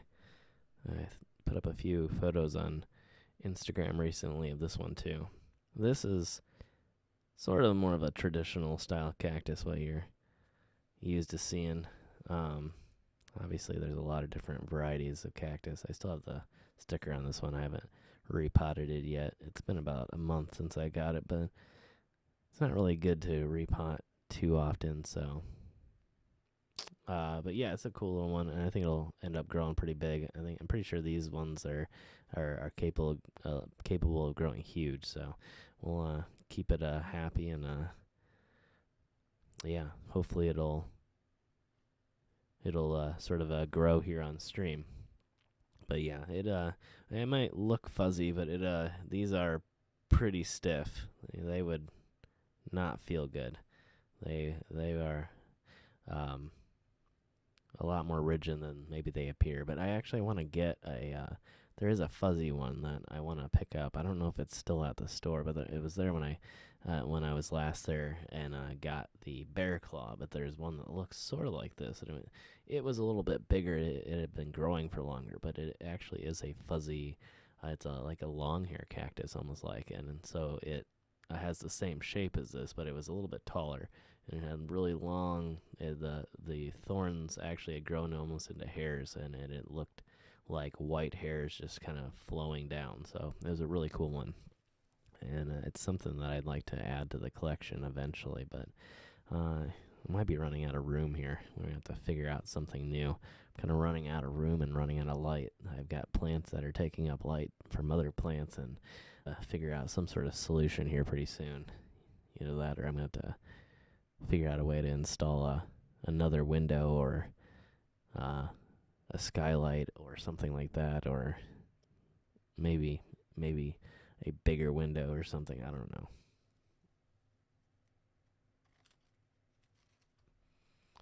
But at any rate, yeah, those are the new ones. So, kind of fun ones. And hopefully I'll be able to get some cuttings off of, or not cuttings, but, well, some of them, I guess you might call it that. But hopefully I'll be able to propagate them and make some new ones. So, just like I've done the philodendrons. And, yeah, so I'll keep you all updated on those. They're a lot of fun, but nothing super big yet, and definitely not in its final form in terms of display. I'd like to get eventually maybe something set up where the plants are a little bit more on display. Right now, I kind of feel like they're just randomly strewn behind me and kind of look cool, but then again, not as good as I'd like them to look. There could be some better lighting, but yeah, I'm having some very specific layout issues, and maybe slightly camera issues. I need to get maybe a little bit a camera with a little bit wider angle, or use one of my cameras that I use for filming instead of my iPhone. Even though it looks really amazing in the picture, it's just not picking up quite as much. I might be able to change the angle too, but I definitely need to modify the layout of everything around here so that it appears a little bit better on camera. As well as, I think I'm going to eventually end up replacing the flag too. I'm going to put something that's more of a lighting effect back there. Probably have something like some sort of signage that has like a backlit 539 on it that will shine in the background and make it look a little bit more interesting. So, yeah, we'll be doing a decent amount of modifications here but yeah. What was that? Do I have a jelly bean plant? No, I do not. It sounds very interesting. I don't know that I've actually heard of that. I've probably seen it and I just haven't. Well, maybe I've seen it and I haven't known what it was. But there's a lot of them that I want to get. There's a few that I have gotten that they haven't really survived well. But yeah, again, it just takes in the command center. It takes a plant that loves a western-facing window, and again, like I said, the money trees, and they seem to like it pretty well. Some of the philodendrons like it. Some of them don't seem to like it quite as much. But yeah, we're sort of rooting out the ones that do, and moving out the ones that don't, to somewhere where they can be a little bit more healthy. And yeah, and then I've got almost everything set up with the new equipment and everything cleaned up again in the command center. And so the next move is to rearrange it and get the camera angles perfect, get the setup perfect so it looks cool, and I can sort of show off everything that's possible to show off, and have a more clean, professional-looking stream background. Although it's not terrible right now. I wouldn't say it's terrible. It's just not ideal. I have a lot of ideas. So, and I mean, you guys can start to see the way everything's coming together. You know, the different colored lighting, the different lighting effects in the background that you can see. It'll just be more of that and more professional looking. And yeah, we'll hopefully we can up the content as we up the background, up the studio here. So, but yeah, I'm not dissatisfied. It's like I said, it's the angle and the lighting. A lot of it. There's not many places to put the camera right now without being in the way of something. So it sort of puts it at this angle where you can't see the plants over here, and like the plants over here are not very well lit right now.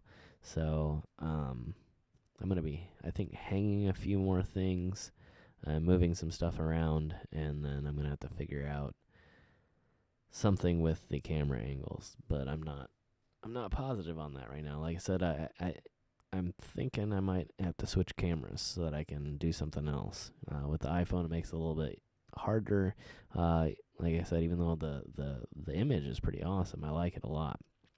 But if I had, say, the G7X, I could easily put that in between my two monitors and have more of a centered view, which would balance the image a lot more. And then, yeah. But then again, like I said, I'd still have the lighting issues. So I got a little ways to go, but we're growing. And obviously the live streams are just now starting to come back. And yeah, but we'll continue to improve. Plants that eat bugs are cool. Yeah, I've had a few. I haven't had a heck of a lot of luck with. I had the Venus flytrap and it did okay, but there just aren't a lot of bugs in here. So it would catch stuff from time to time, but it just ended up not being very healthy because there just wasn't enough nutrition. So an orchid would, yeah, that would be a good one. Yeah. Yeah, I don't currently have anything in here that is flowering at the moment, but yeah, it would be good to add something like that. Yeah, I actually have a lot of LED strips. I just don't have enough places to put them. But yeah, that's what I'm gonna be adding behind me. The 539 will be lit up with LED strips, and it'll probably replace the flag. Even though I like the flag, it's kind of cool. And it kind of makes sense. It's kind of travel-y, even though it's not. Even though the live streams aren't typically always about the travel side of things and incorporate many other subjects, but I thought it's kind of interesting. But I think to do more of a professional signage type thing, like I was saying, to do, it's not going to be like a neon sign or anything, but like some sort of clean, nice looking sign with a backlit 539 with the LED strips that I can change colors or make it cycle through the colors. But I do have some of you can kind of see in the background right now, back there is an LED strip that's lit up on the wall there, and it's changing colors slowly here as we speak. And then I have some LED bulbs up here that can change colors as well. I have them set on blue right now, and yeah, and then I have other LED strips that you can't see that are actually below me on the desk right now. I have some photos of that. I would love to actually be able to show that sometime and have a second camera angle that I could switch to, because the setup here is pretty cool too, and I'd love to actually have an angle where I could turn around and face the other way and actually have the setup behind me and show you guys what I see, and just again how kind of cool the setup is with the different LED effects and RGB lighting and all the 3 screens right now, but 4 screens eventually, and I think it'd be kind of cool. Put the flag on the ceiling. Yeah, I would love to add some mirrors and make it interesting like that. That'd be cool, but yeah, we'll see. I don't know. I think there comes a point where I can't add too much either. I don't want it to get too busy in the background where people are just completely distracted. but we'll definitely see what works. If it works, we'll do it. But yeah, my big thing is lighting. I like the lights. I like the colored lights. I want to get more RGB, more effects, maybe like a splash in the background that can add a lot of color. Hey there, Debbie. Welcome to the live stream. Thanks for joining us.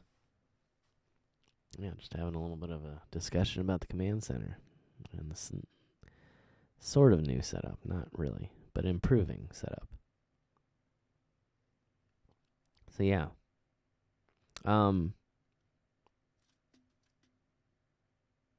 Yeah, I've got a couple strips of LEDs that I haven't really used. I don't know what I'm going to do with them until I do that new signage in the background.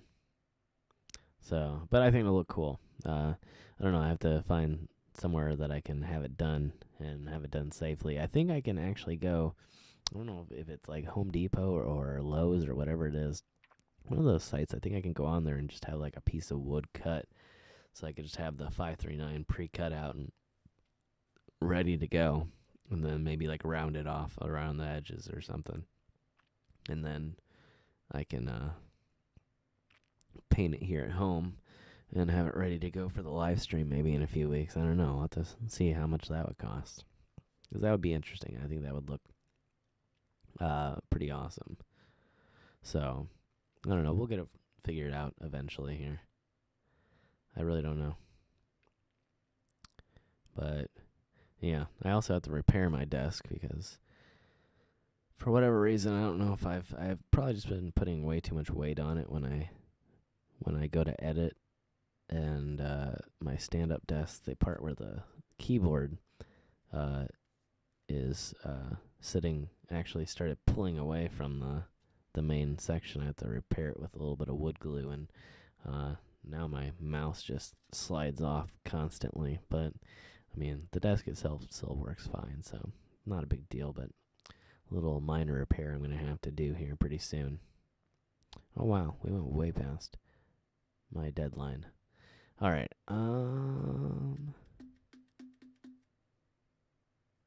We'll give it a few minutes and I'll take a break.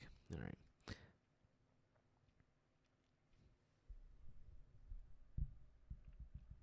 Yeah, I'll have to check that out, Dory. Thank you for the suggestion. Yeah, thank you for joining us. Appreciate you being here.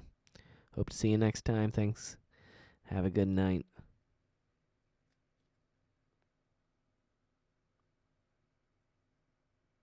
I did not get a peace lily. Not yet. Maybe soon. I don't know how well they'll do in the lighting in here. I just have to see what works. Like I said, I have a west-facing window, so I don't really always know what's going to work. So, I don't know. I'm continually researching, but like I said, the cacti are the number one right now for work in my western-facing window. But yeah, that sounds pretty cool. I like the oxygen renewal in that thought. I know the philodendrons are supposed to be pretty good as well, and yeah, I have a lot of those in here, and one of the giant ones too. So I'm hoping that actually helps out too. But yeah, I do keep that in mind when I have the plants. I think that's one of the reasons that I like having a lot of plants. Other than it adds a little bit of life, a little bit of greenery to the room, and makes everything look cool. And and I've always liked just growing things in general and taking care of plants. But yeah, I kind of think it's interesting to think about the health benefits of keeping in plants that are gonna really purify the air and keep the quality of the air a little bit better inside here. So, yeah, I think about that from time to time. So, all right. What are we at? 2:19. All right. I think we're going to go to a quick break, and then we're gonna come back, and I might go and fix the audio. I'm not really 100% sure because I know that no one else in here I think is listening currently unless somebody wants to come out and say they're listening on headphones, and this is really annoying because it's only coming out of one side. If it is, I will go ahead and fix the audio during break. And so, if the screen suddenly goes black for like 10 to 20 seconds, don't worry. The stream is going to start again. The YouTube stream is going to continue, but my software has to be restarted for a brief moment. So if it goes black, it is not the stream ending. It is just a brief intermission in the signal. So it will resume again with that familiar be back soon screen. So don't worry if you see it. It's not your computer. It's just mine.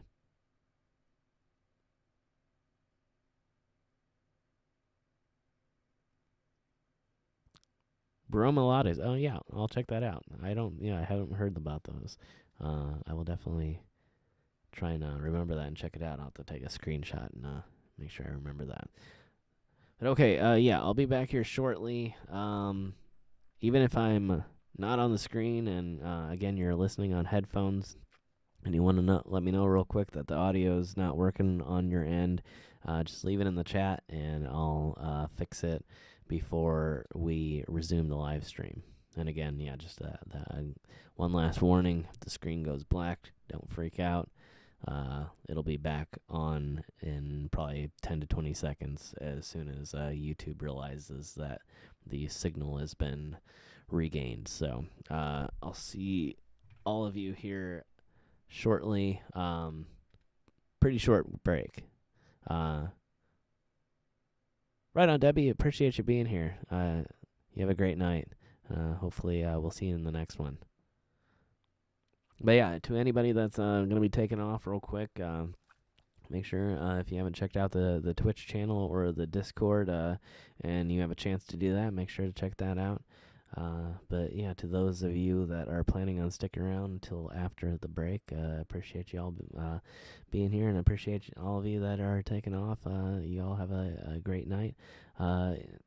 Whether you're saying goodnight or you're just hanging out and looking or watching, and you're planning on taking out the break, appreciate you being here, and hopefully we'll see you in the next one. But yeah, we're gonna go to break here real quick. We'll be back really shortly. Probably 10 minutes or less. So I'll send you back over to the music here and the static for a little bit, and then we'll be back after I head down and refill on the drinks and take a short break. So I'll see you here in a few minutes.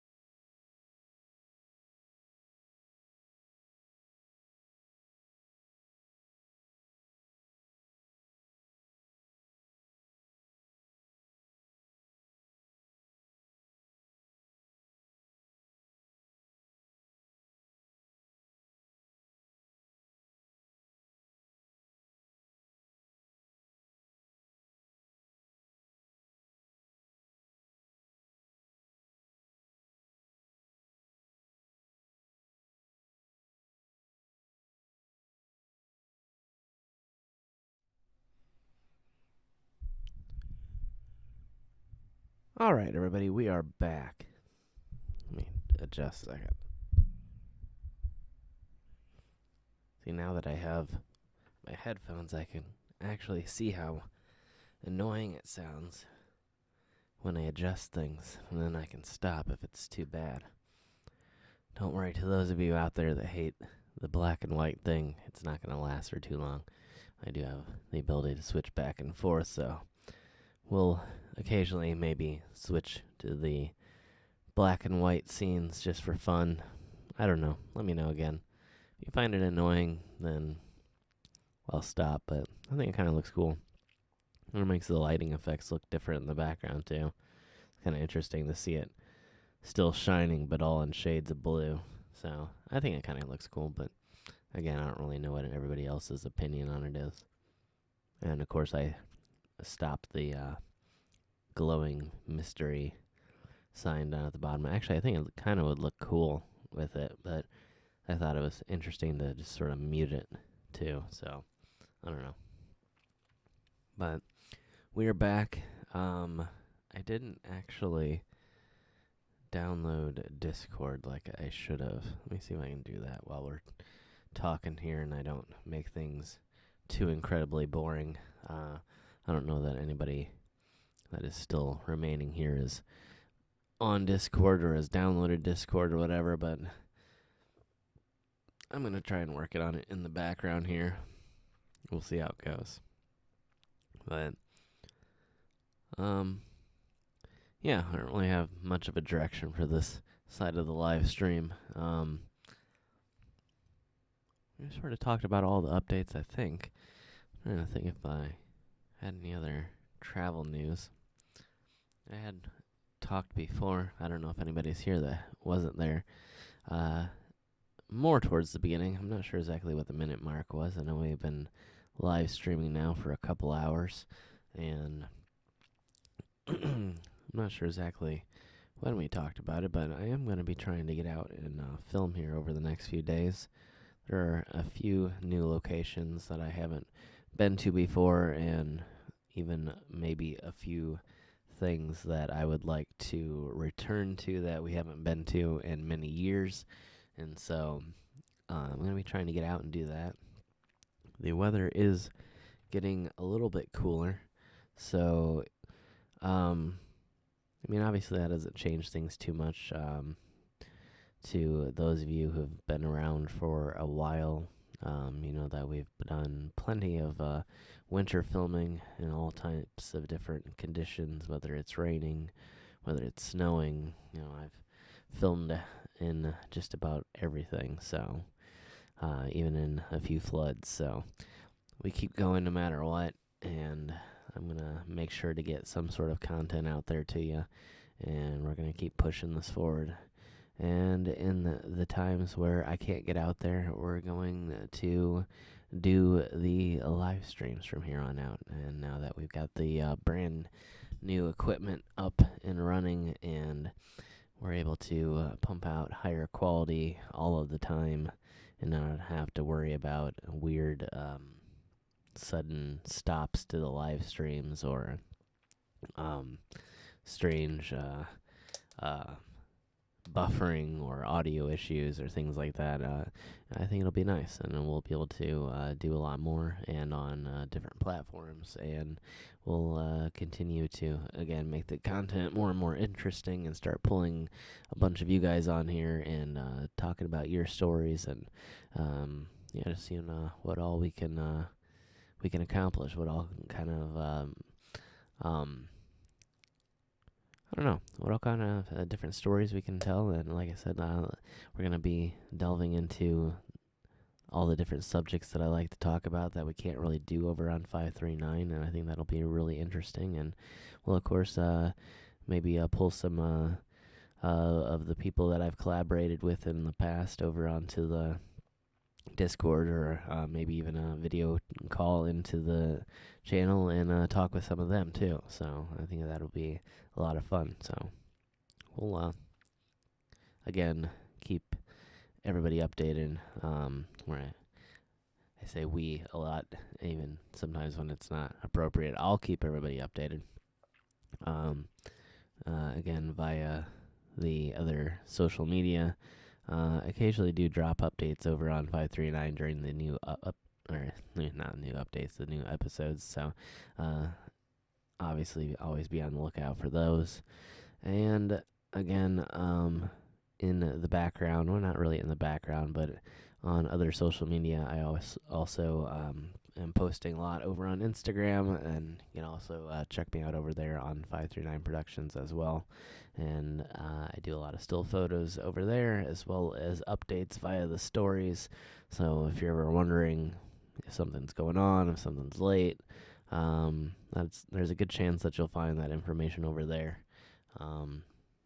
As well as other things like I did put up for those people who don't have their notifications turned on, or the notifications don't always work very well.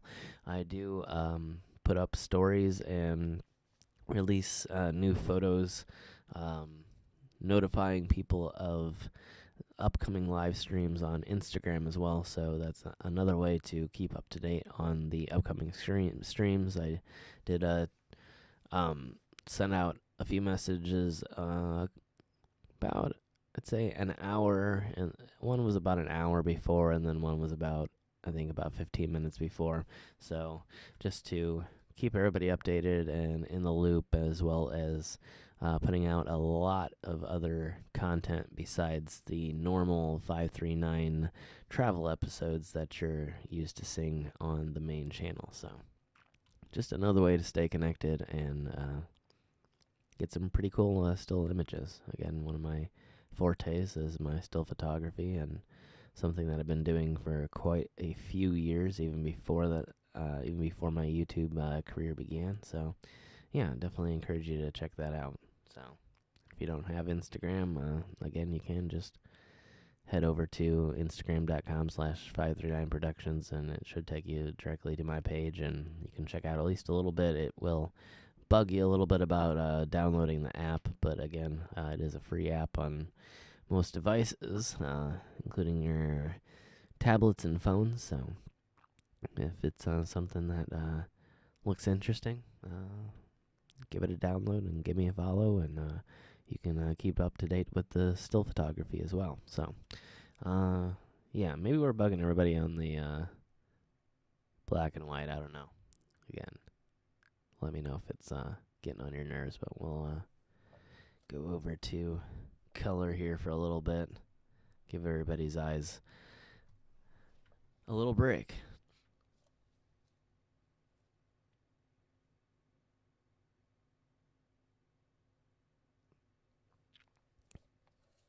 You liked the mystery sign? The glowing one, like this one? Welcome back, Agnes. Good night, Patricia. Thanks for joining us. Hope to see you in the next one.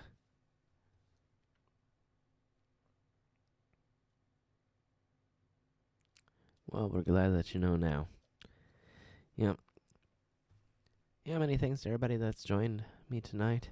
Again, if you're getting close to that time that you have to head out, either you're in that part of the world, you have to head out to work, or maybe you're heading to head off to bed, then my thanks, and look forward to seeing you again in the future on another stream. If you're gonna you're gonna stick around with us for a little bit, I appreciate that too, and I'll be entertained for a little while here. Again, we kind of got all of our updates done after the first half there, and so I don't really have a heck of a lot of plans for the second half, but I'm going to just wing it here and keep trying to come up with something. Maybe if I get Discord set up, we can mess around with that. I don't know. Maybe not. I'm not really sure. But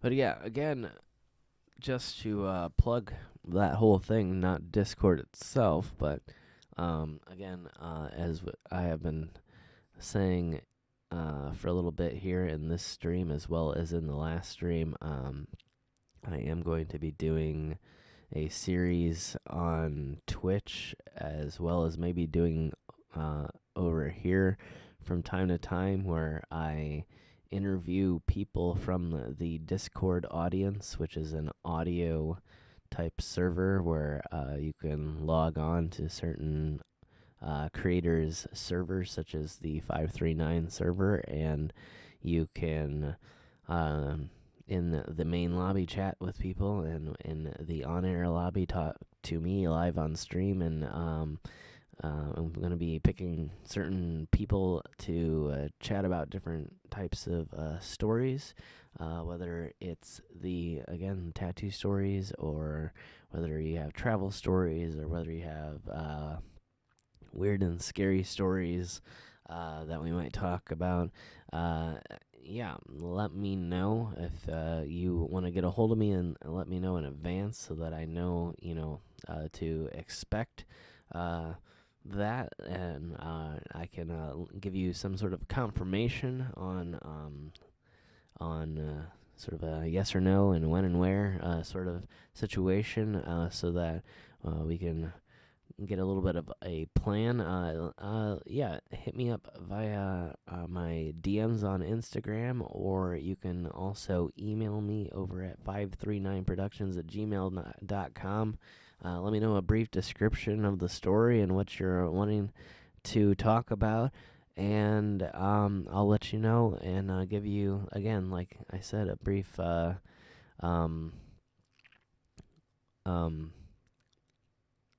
on when and where. So, yeah, if that sounds like you, I hope that you'll want to share that with us and get a hold of me. But yeah, I'm looking forward to hearing some of these stories and talking with some of you, and maybe talking with some of the other creators that all of you love to watch on YouTube. And I would love to get that started here pretty soon here. And again, we're going to be doing our first stream on Twitch here soon. So if you haven't followed me over on Twitch, make sure to go over to twitch.tv/539productions, and you can give me a follow over there as well. And again, if you're not familiar with it, it's no harder than YouTube. It's pretty much the same thing as YouTube. It's just that like YouTube is more geared towards the regular videos, and also has the live capability. Twitch is more geared towards live, but also has non-live videos. So it's just sort of a switch up, but it works almost the same way. So it's if you're scared that you're not going to be comfortable with it and you're not wanting to try something new, it's pretty much exactly the same functionality as YouTube. You won't notice much of a difference. So, yeah. Awesome, Agnes. Good to hear. Jenny, you dozed off for a little bit. That's all right. Don't worry about it. It's all good. I got that late night radio voice, and sometimes it tends to put people to sleep. So,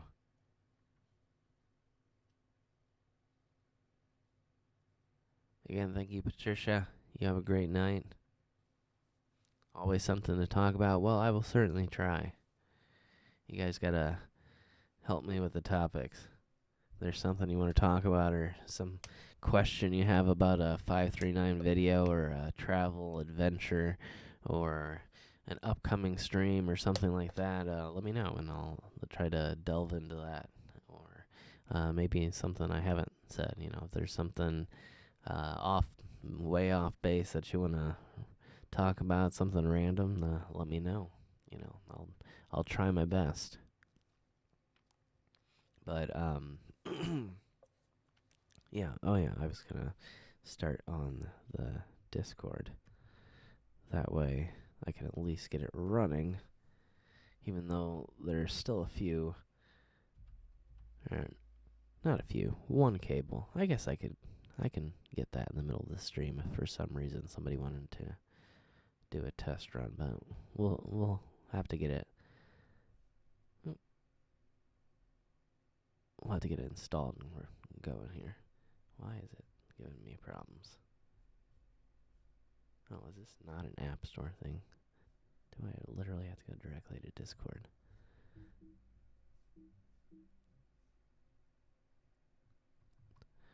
Alright.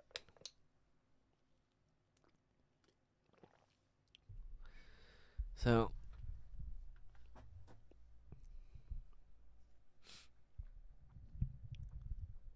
I had to make a pot of coffee. Yeah, that wouldn't be a bad idea. I wouldn't mind some coffee right now either.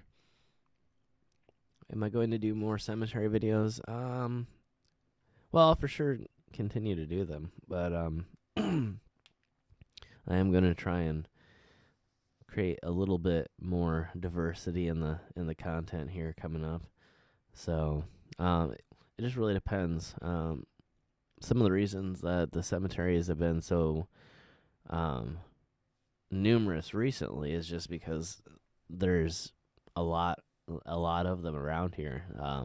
There's I mean, there must be hundreds of tiny little country graveyards that are just decaying out there, and they make really interesting locations to go and visit. And there's, other than that, there's just not a lot else around here. There are some historic locations. I've covered a few of them, but it's just everything is just getting increasingly further and further away, or I'm just going to have to keep repeating more and more locations. Although there are a few things that I want to go back to that I haven't been to in a while. That there was one episode that I thought was really interesting that I went to recently. Not too recently, I'd say a year or two ago. It might have been shortly after I got back from California. I can't remember exactly, but I went to a place called the Sunken Gardens, and I did a live stream there. And with that current setup of YouTube's live streaming service, it just bombed completely. I think if I remember, that was one of the ones I had to remove because it just did absolutely terribly.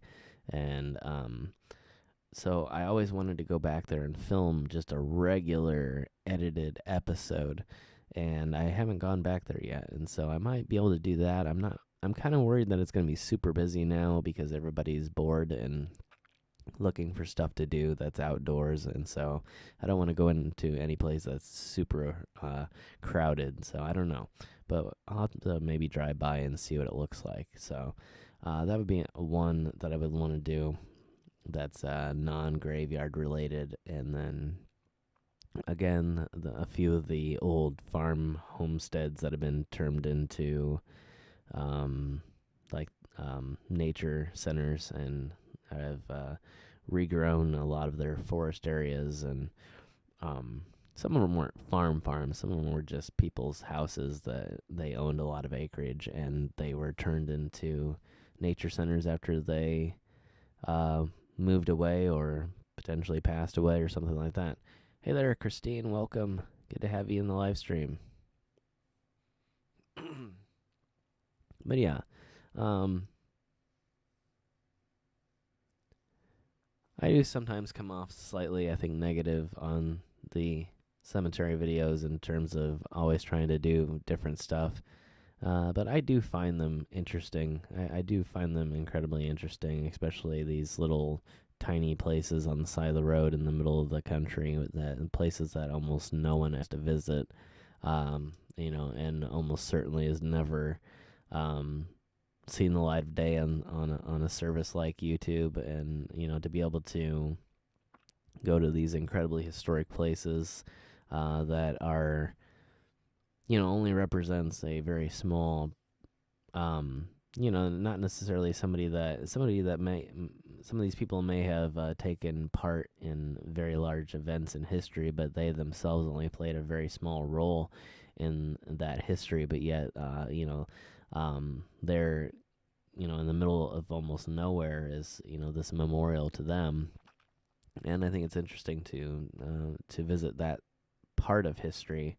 And and also just it's interesting to find these little hidden places. Not all of them are hidden. Some of them are more visible than others. Some of them don't necessarily look like they're graveyards when you first see them in various states of decay, and that does bring something to it as well to find these things. It is somewhat sad, but it also is somewhat interesting to see how they age over the years when no one is out there actively keeping them up, or maybe doing just the bare minimum. Not that, some of these people, it's not really their responsibility to do any more than the bare minimum. And then maybe they don't know anybody that can come and help to do more. So, but it's interesting to go out there and try and tell their stories, and maybe shed light on what happens to places like this after so many years, and maybe contemplate what can be done, and if something should be done, or should they just fade away and become nature again, or it's an interesting conversation. I know there's a lot of different ways of looking at it. From the very logical to the very emotional and everywhere in between, and all kinds of different ideas and alternatives, and it's a interesting place to go, and yeah, I'll continue to do them, but I do it's very important to me to not just do that. That's what I'm always trying to get across, is that it's very important to me to do an adventure travel series where we go to all kinds of different locations, and historic locations and nature locations, and graveyards, and battlefields, and maybe even just plain road trip locations. And it's always going to be a travel series, and sort of an adventure type travel, or alternative type travel. It's never going to evolve into anything else. I don't plan on ever taking it away from travel. I have always wanted to do, that was part of what I thought would be really interesting when I contemplated doing YouTube. I thought, something that I've always loved is travel, and I didn't want to do a normal travel series. I didn't want to do a series where, I was doing food, or I was doing just, exploring different towns just to explore the towns. I wanted to do something a little bit more niche, a little bit more off the beaten path, a little bit more back roads type locations, things that you couldn't look on YouTube and see 1,000 different videos. And not locations like that. There are locations that I've done that have been incredibly famous and that have been done 1,000 times before, and and I can never claim to be the first one to do it. But at the same time, I like to focus on those areas that haven't been seen very often, and hopefully haven't been seen ever before. I think it's neat to find those things that are completely unique, and maybe their stories need to be told and need to be recorded.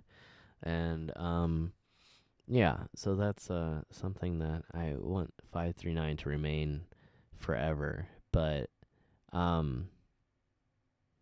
as you can even imagine, just the idea of only doing graveyards, again, for some people, that's fine. I know there are channels out there that only do graveyards, and they do a great job, and they do really interesting content, and it's fun to watch, and very interesting, and you learn a lot.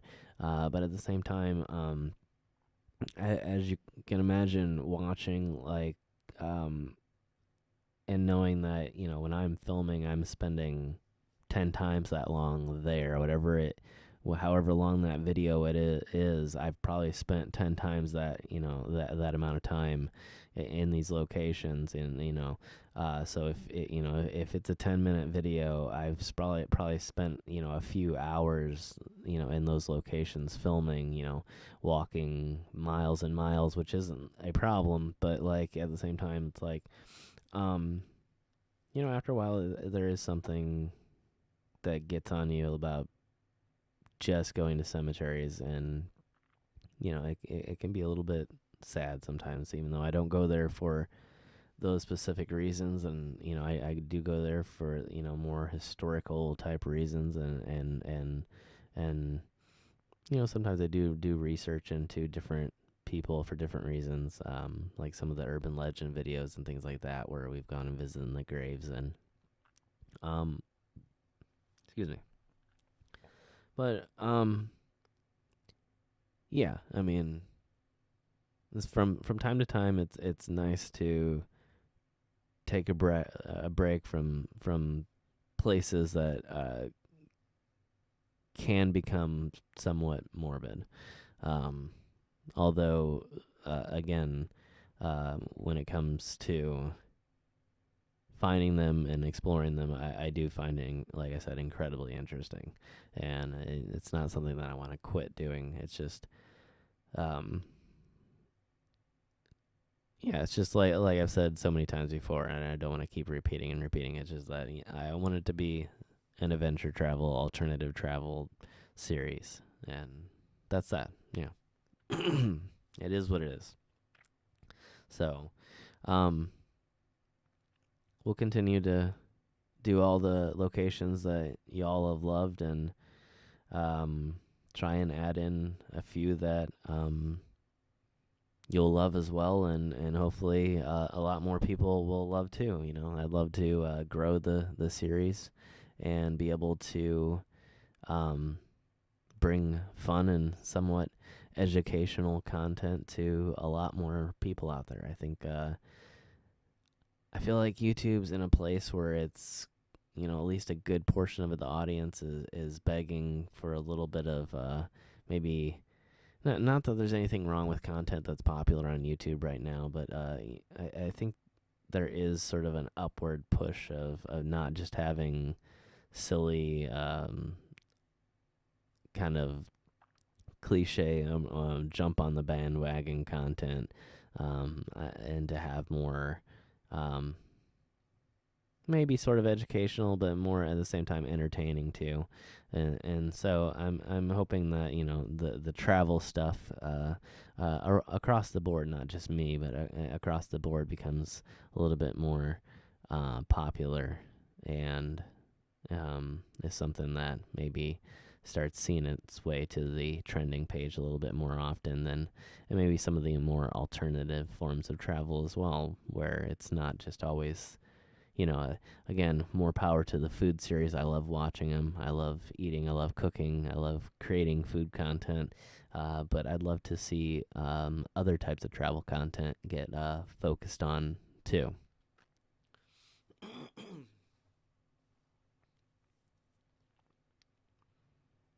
I would love to do the back road live streams again, but I have some challenges to overcome before I end up getting there. First and foremost, I need to get a camera mount that I can be hands free and do the live stream without it being super shaky. Um, not only do I not want to drive with one hand filming, it is uncomfortable and, yeah, could end up getting me a ticket now. So I'm not going to do that.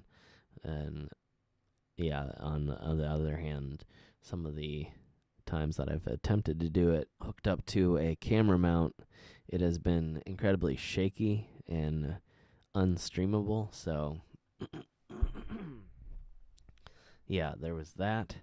And so I have to figure out a good alternative that, again, I think I've figured out a few things that might work, and we're going to try that. But yeah, at some point I'll be doing the on the road streams, but I also need to figure out the signal issue because, quite frankly, in the cities, cell phone signal is great, and when you're on the highways, cell phone signal is usually really good. But when you get out in the middle of the country, you find places where your phone just says no signal. Like, it's just literally nothing. And there are ways of getting around that. There's technology out there that can boost your signal, even your receiving power. So I'm looking into that so that I can do reliable streams, because while the driving streams were always fun, The bad thing about the driving streams was that often there were long periods of the signal completely dropping out, or it dropping out briefly, and then my phone could never catch up and it wouldn't realize that the signal was going out, and so I was technically live streaming, but it would say that I was buffering, and so I wouldn't even know that I was live. So it was like I was having to guess if I was live. So I need a system that I can um, guarantee a better signal. So that's what I'm going to be working on next, to upgrade and start being able to do live travel streams again. And I've been looking into that quite a bit, and I'm about 90% sure on what um, I'm going to do to fix the signals, the signal issue, and um, I've got a few good ideas on the shaky, shaky video problem.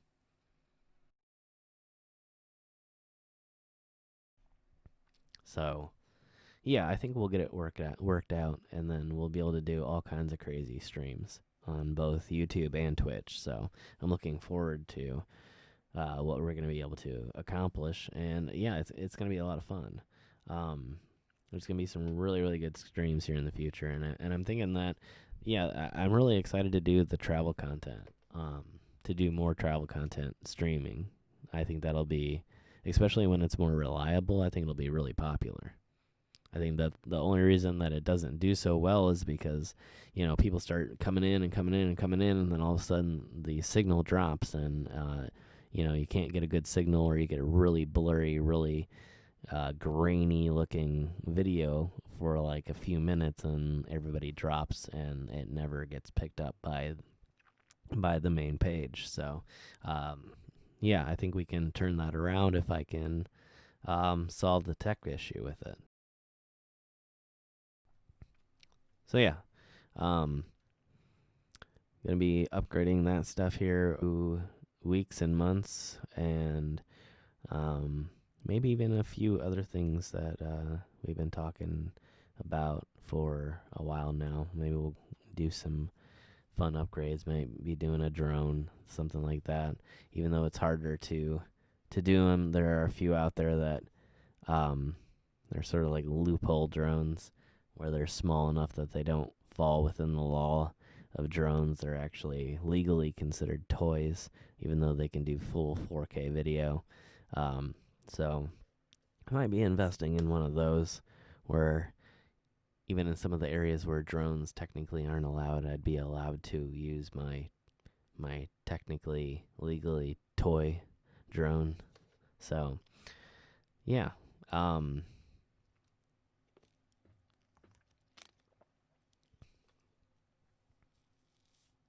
A trail cam. That would be interesting. Yeah, I am planning on investing in different types of cameras.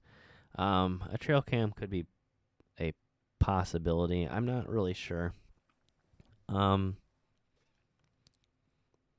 there's a few different issues I could see with the trail cams, just in terms of either it getting stolen, uh, or confiscated if it was technically, somebody's farm graveyard or something like that. A lot of the places are open to the public, but technically private property.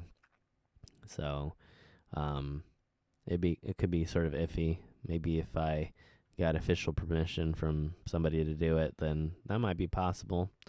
Um, yeah, that would be a rough one to edit. Potentially, obviously, some trail cams can be set up to capture only when they see movement, so it could be interesting to see, yeah, what happens in graveyards in the middle of the night, what kind of interesting stuff we can pull up that triggered the motion sensors. So yeah, maybe possible, but yeah, I'm gonna be definitely investing in some different types of cameras so that I can increase the quality of and just add a variety of types of video that maybe you're not used to seeing on those types of exploring videos on other channels, or even on my channel. So yeah, yeah. Some drones have to be uh, registered. That's specifically why I'm thinking of doing it's the Mavic Mini, I believe, and it is just a little bit below the legal limit, so it's, like I said, considered to be a toy. So you don't have to register it because it's not a drone in the same way that other drones are drones. So, but the functionality is almost the same, and it does the same quality of video that I was wanting to do, so it would accomplish the same thing almost. Probably doesn't have some of the quality, but yeah, there is a possibility in the future of just getting a regular full-on drone and then just registering it and making sure to call and get permits anytime that I needed it. And there's some additional hassle to it all, but I mean, if it's gonna up the quality of the content that much, then I'll still consider doing it. But yeah, for the moment, my idea is, if I do get a drone, to get the Mavic that falls in that legal loophole of being small enough to be a toy, but equipped enough to be a full 4K experience. So, and I've switched one of my cameras over to filming in 4K, and my GoPro films in 4K, so I might be switching the channel over to do full 4K video here pretty soon. I'm hoping, at least.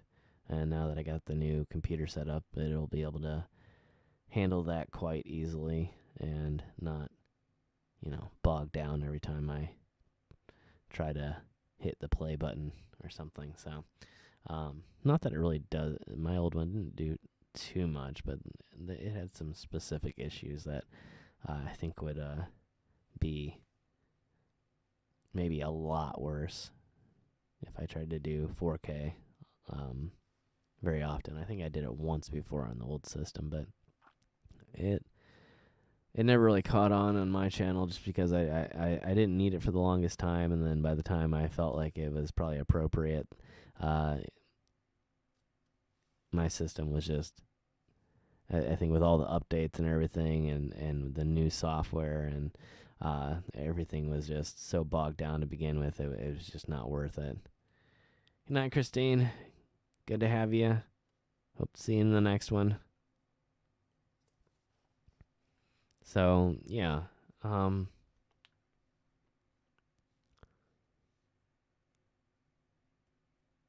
Yeah, that's that. But yeah, I've got a few other cameras that I'm looking into, and in the future I'll probably be upgrading to a full-on DSLR with switchable lenses. I have one with switchable lenses right now, but it's a different form factor, slightly different quality. Maybe not as good as something that I could upgrade to with a slightly larger form factor sensor. I could get a little bit better colors and have a little bit better options in terms of color grading and things like that. So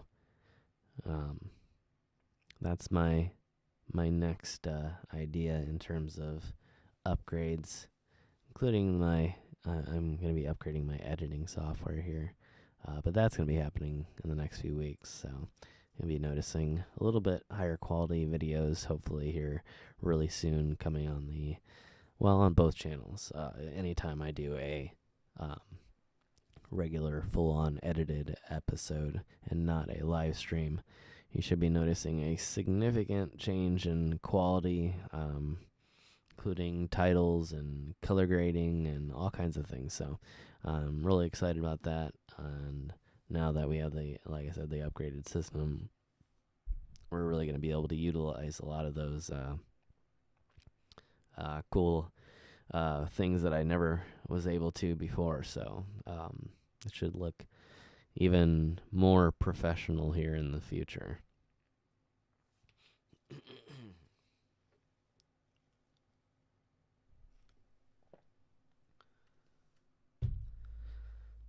All right. Well, I hope I'm not boring everybody too much with the tech talk here.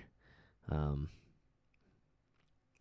but again, I hope that answers the question, and again, let everybody else know that, or what's in the future here in terms of quality and types of um, specialized cameras that we're going to be using to get those really cool shots. But as we shortly discussed, I don't know if everybody here had been in the last live stream when I was talking with Ryan from the RJ32 channel, which you should all check out when you get the chance.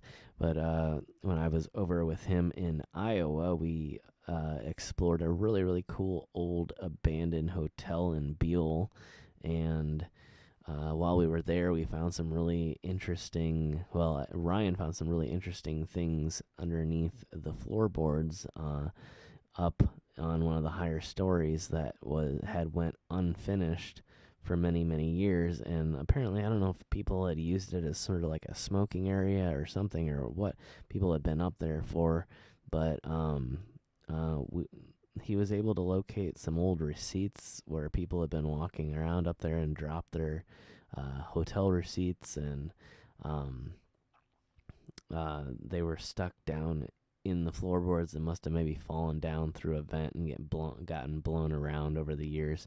And so we're hoping to go back there and maybe do some more of that specifically and see what kind of old memorabilia we can actually find that's lost, and not just tour this building and kind of do the generalized tour that we did last time and just a little bit of hunting, but go there specifically to find these old relics and old pieces of maybe even just, again, old receipts and things like that that are stuck down there in the floorboards and haven't been seen for, who knows how many decades. So it'll be a lot of fun to go there and maybe even see if we can pull out some even larger artifacts. Who knows what people have dropped down the years. And I briefly dropped a hint of something, and you can go on my video and see this very shortly at the end of the hotel series. I think it's the very last episode, and when we're exiting the basement, there's this very, very on the wall, you see sort of this through to the brick, and there's this very slight hint of an archway where it looks like there was another tunnel going off in another direction, but it got covered up. So I've always been interested since I left there what was back there, because I didn't get a chance to really look, and I don't really know why I didn't stop and insist that we look back there or shine a light back there, but for whatever reason I just kept going along with everybody else and never ended up mentioning it. And or I might have mentioned it briefly to Ryan, I can't remember, but I want to see if maybe we can stick a camera down there and figure out what's back there, and if there's anything historic back there. There might be something that's sealed off there in a tunnel that hasn't been seen in, maybe almost 100 years. So I think it would be pretty cool. And again, some interesting ghost stories coming from that place, and it'd be an interesting place to maybe set up a few cameras that we just leave around while we're doing something else, and see what we can catch going on when we're not there. I don't know. Yeah, the guy that gave us the tour, he says a lot of crazy things have happened, and he's seen a lot of crazy things, including some people that turned out to not be there. So I would love to. I mean, how cool would it be to go and catch one of these phenomenon on film and upload it to YouTube? That'd be pretty cool. So yeah, Yeah, well, I mean, and now that these companies, these medical companies that have released the news about the upcoming vaccines, maybe that'll be happening sooner than later. So here's hoping that we'll be able to get out there to Idaho again here real soon and get some filming done. So um, I'm really hoping. No certain date yet, but just something that a little bit of a light at the end of the tunnel. You know, we've got a generalized estimate, you know, on when we might be able to see the light of day again. So I'm looking forward to it, and um, looking forward to putting another 100,000 miles on the car. Maybe I can do it all in a few months. Well, the plan is to start visiting pretty much every state that I haven't. I know I've said this a few times before, so my apologies if I'm boring you. But yeah, the plan is to visit pretty much every state that I haven't filmed in for 539 and film something there. I want to start.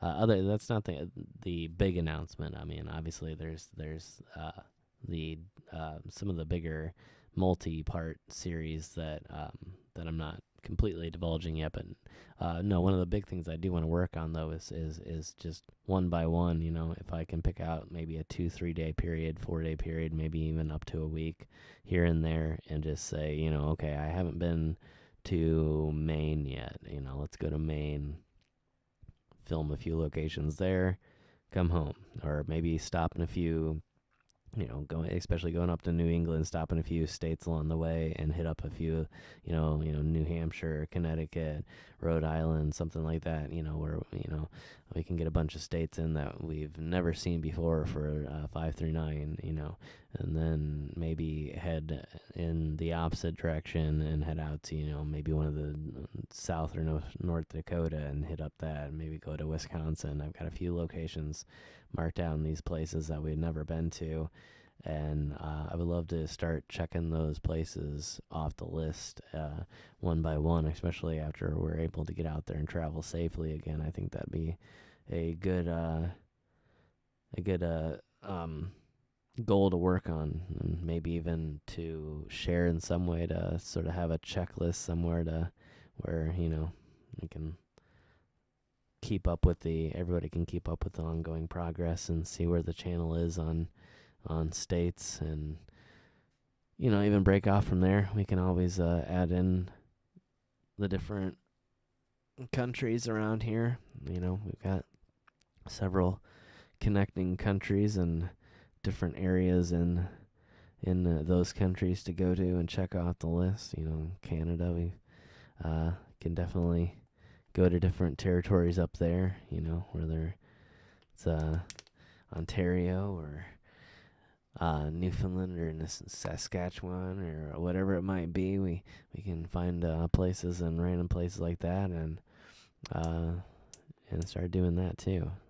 Definitely want to start exploring Canada after the border is open again, and eventually down south to Mexico and beyond. I think that'd be fun too. I know it's possible to drive pretty far into Central America before you get stopped at the the Darien Gap. So it'd be fun to see how far we can get down there, and how many countries we can film in. Unfortunately, I won't probably be overlanding over the Darien Gap. I don't know, maybe. But I would love to eventually make it into South America and drive around there too. But there is no way to currently drive straight through. So then to Australia, yeah, hopefully one day. I would love to. I'm really looking forward to making it down that way. I have a lot of places around. I mean, I want to make it everywhere. Like I said, I would love to visit every country. You know, I would love to make it to every continent and film as much as I possibly can. I mean, that's kind of the point of 539, not just to always stick around here and always do these types of locations, but to branch out as far as the adventure takes us. I would love to take it international, and yeah. And I mean, the cool thing, like I said, I want to always make it sort of centered around that whole idea of a road trip. Like, even if we're going to Australia and I have to, rent a car or figure it out, if I have the money by that time, maybe I'll ship a car over there and we'll drive it over there and then ship it back. I mean, I think that'd be a fun way to try and do it. And I also like the idea of alternative forms of travel, maybe to do like the travel by ship and try that to different continents instead of necessarily just hopping on a plane and being somewhere in one day to sort of make an adventure out of the travel itself. I mean, that's half the fun is getting there, and I think it would be cool to explore these other avenues of making it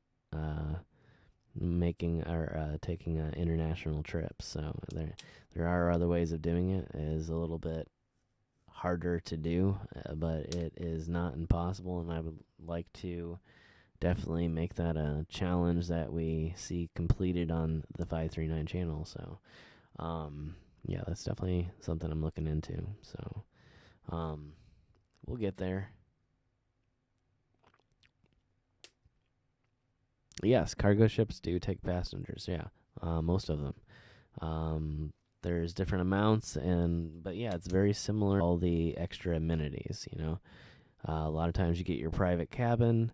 You get access to the sort of kitchen / eating area, but you also have your own, little space, sort of like a hotel room, but basically just a hotel room. You can pretty much stay in your cabin the entire time if you want. But yeah, it takes a couple weeks to get most places. Sometimes it can take up to a month to get places, but it's not super expensive, and it's definitely a cool alternative to normal international travel, where you're again just hopping on a plane, and unless you're Casey Neistat and you're getting free first class Air Dubai, full hotel rooms in the sky, it's not always the most interesting content.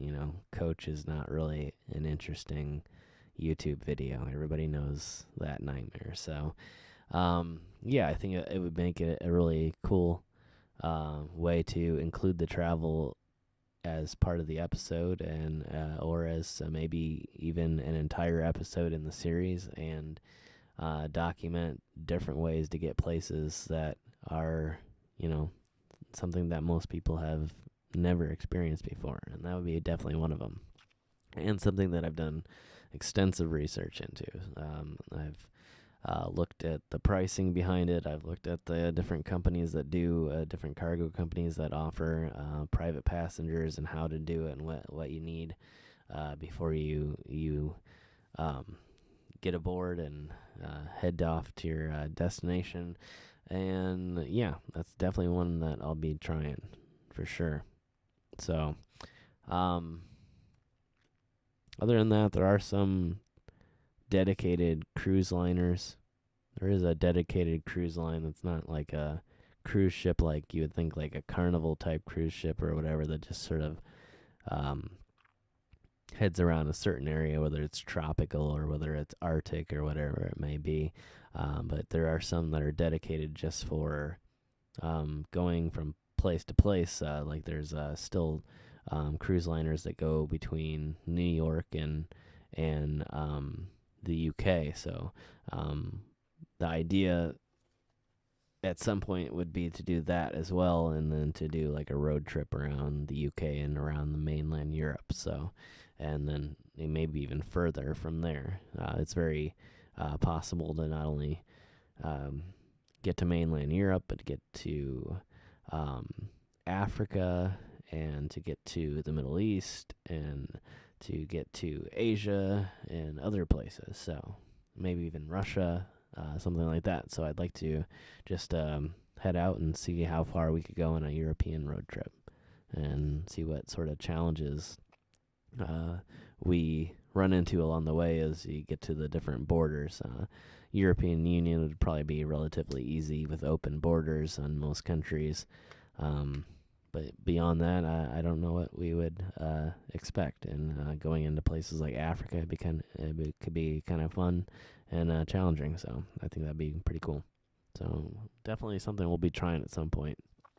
So it's probably ahead a little ways, but I guess that just depends on what the next year, what the next 2 years brings. We'll see. I'm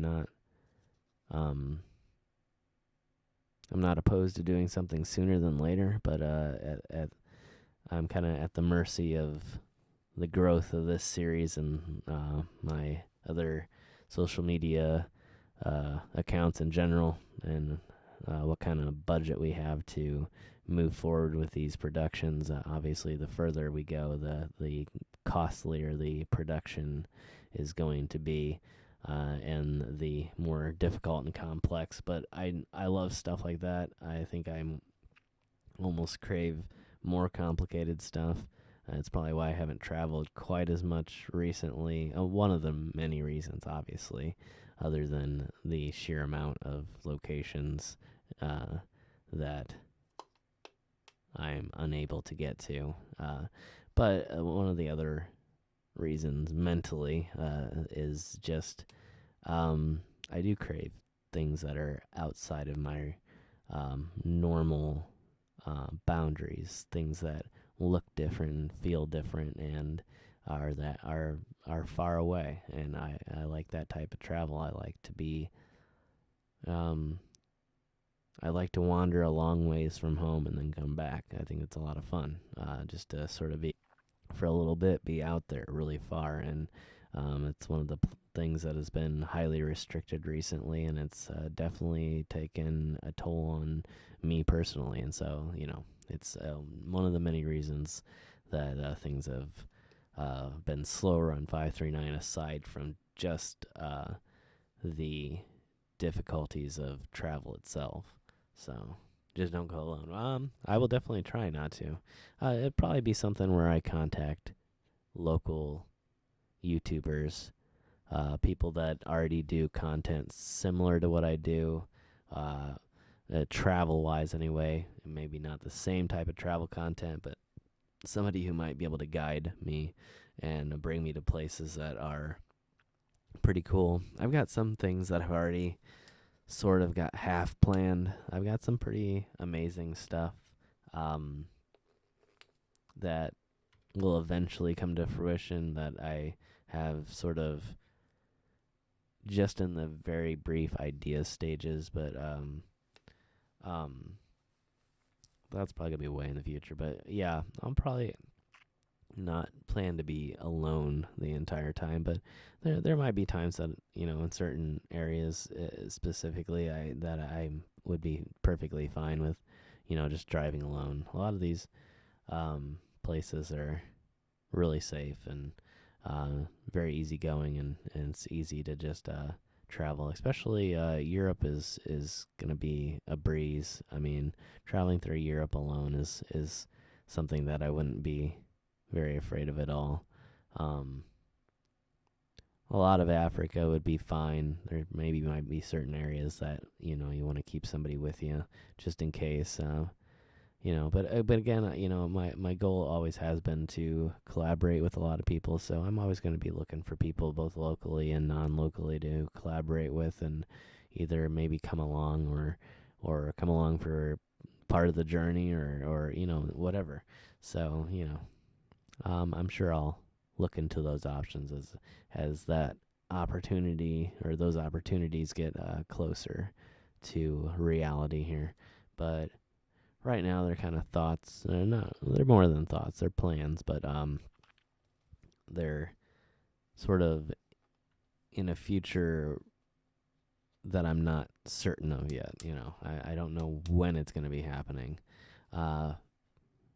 But when we grow to that size and I'm capable of doing it, then yeah, we're going to definitely hit those roads. So And hopefully by that time we've acquired a few more contacts and can make some fun collaborations happen internationally too, and maybe even bring a few people along from over here to go and film. So I think that'd be a lot of fun.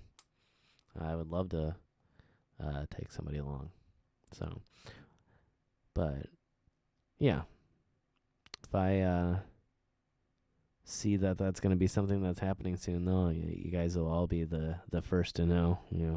I'm sure that there'll be a live stream immediately when I know that I have plans to do some sort of massive international road trip. So, yeah, I'm sure you'll get a notification at some point of an announcement like that. But it may be a year, it may be a few years, but in the meantime, we'll be doing some international travel, at least over here, in terms of, like I said, available connecting countries.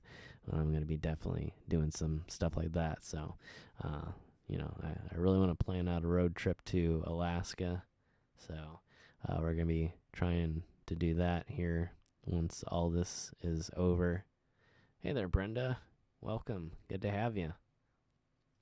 So yeah, that's one of the big ones that I want to do, and that'll require going through Canada. So I'll have to get my passport, and so I'm definitely hoping, since we'll be going through a few different Canadian territories, I'm hoping to film and maybe even do a few collaborations. I would love to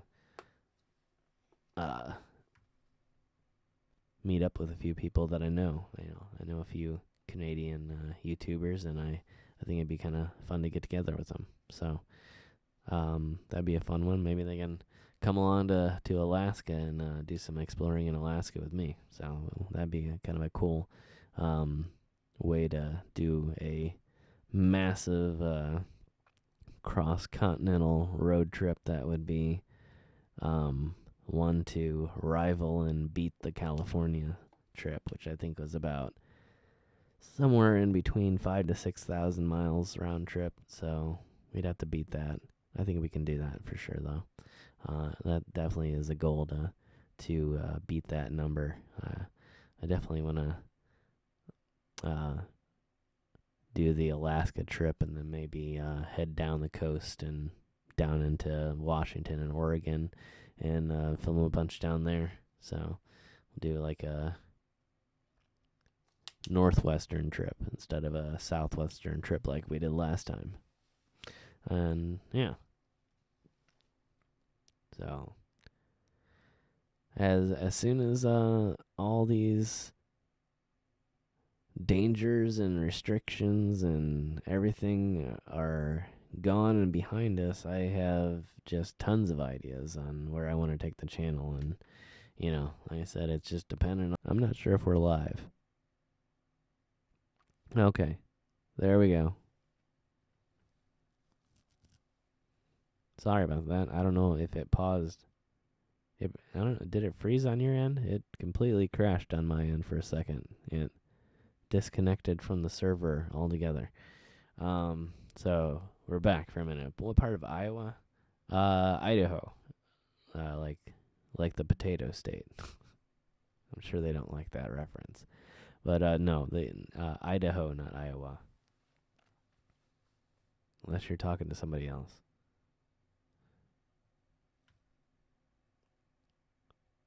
Yeah, we should be done with the buffering issues in a moment. It's on my end, everything's back to normal, so it should be rounding out here in just a minute. Yeah, I think things are slowly getting better. There was some sort of glitch. I'm not sure exactly what happened, but I think we're getting back to normal. Hold on, I gotta.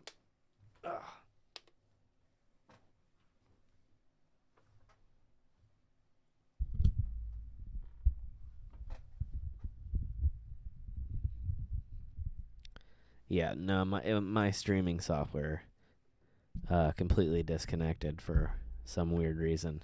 Yeah, it popped up on my end.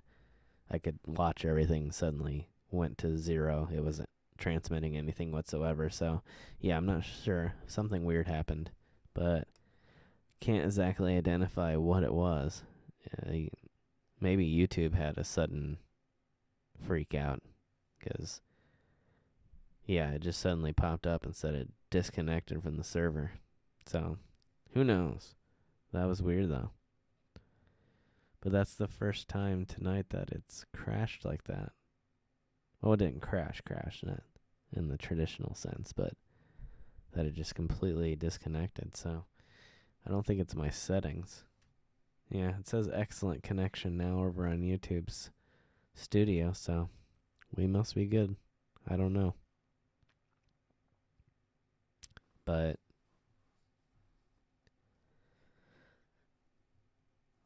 yeah, I will be filming at some point in Iowa. I was intending to film in Iowa the last time when I went to California in 2018. But when I was on the way there, I kept trying to look for one of the locations that I was attempting to film.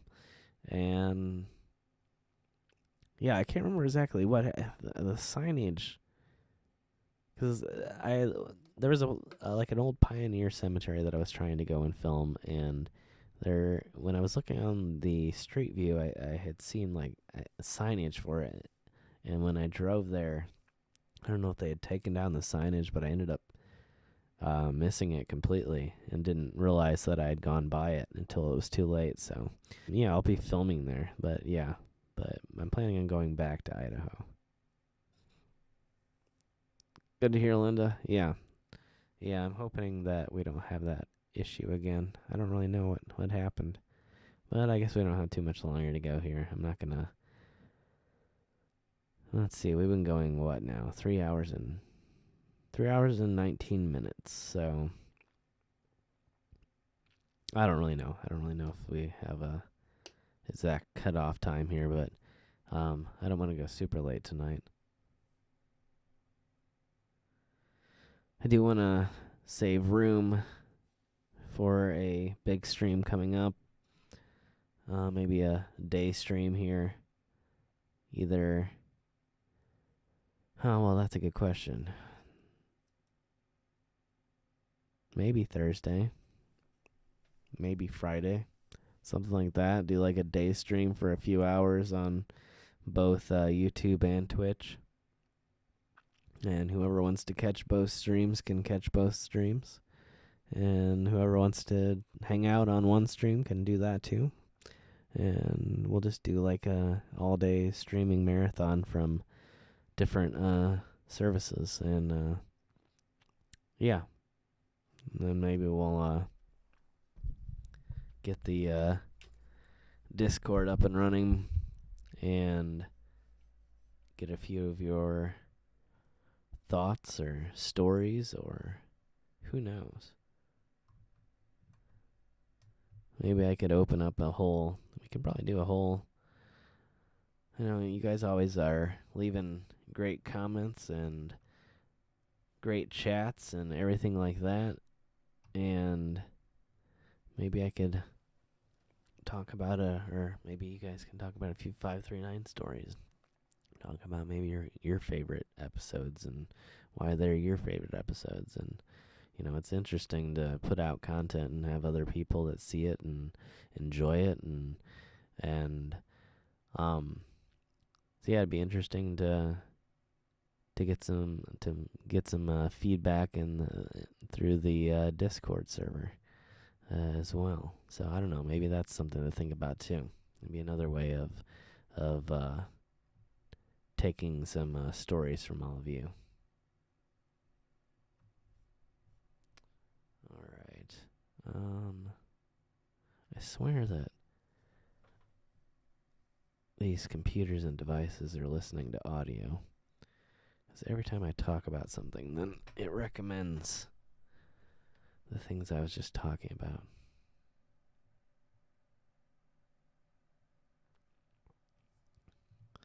All right. Sorry, I'm visiting a website real quick to fix this Discord thing. And at least open it up see how well it works on this computer. But yeah, I'm really looking forward to that type of content. I think that'll be a lot of fun. And more sort of official podcast like rather than just the hangout streams. Be more topic oriented. You'll have guests, whether it's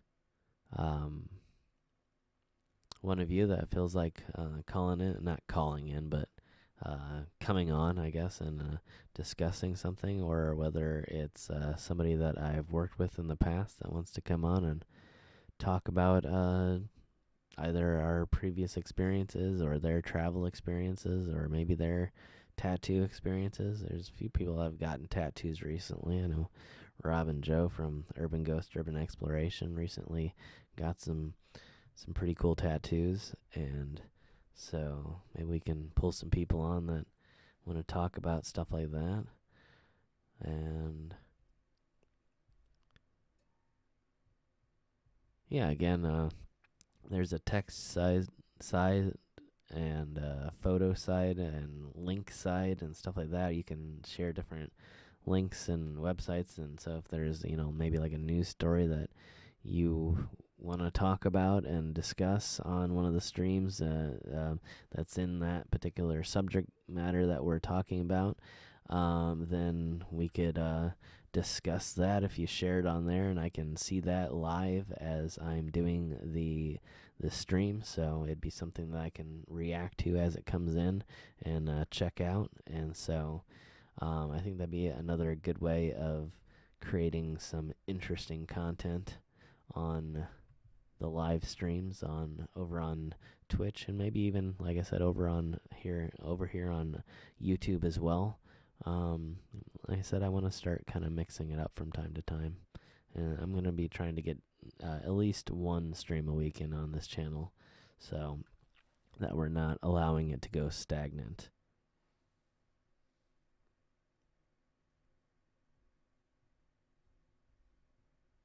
No worries, Agnes. Not a problem. Yeah, again, brought up the important subject of another state that I need to go to, that I've technically been to, but I was unable to film in. So, yeah, no worries whatsoever. Yeah, I need to get another tattoo soon, too. I had intended this to be the year of tattoos as well. And then, yeah, it seemed like the opposite of a good idea to go to get a tattoo for quite a while. And with some of the tattoo shops are starting to open up again, I'm still a little bit scared. I want to support them as much as possible. Definitely support your local tattoo shop. If you don't want to go in and get a tattoo or a piercing, maybe order a t-shirt or a piece of artwork or something like that. Or maybe just put a down payment in for a upcoming future appointment if you have the money to do so, and you can go in when it's safe but yet still support them now. Oh yeah, tattoos are very addictive. But yeah, not everybody has a tattoo, but that's not a problem. But yeah, once you get them, they do it does increase your urge to get another one. So at least most people. I don't know most people that are satisfied with one. I know I never was. So, and I'm still definitely not to this day. And it's just been a matter of time, money, and yeah, and all this 2020 nonsense. So, yeah, I'll definitely be, as soon as we get the vaccine, the shot, one of the first things I'll be doing is booking my appointment. So, all right, well, enjoy your dinner, Linda. Thanks for joining us.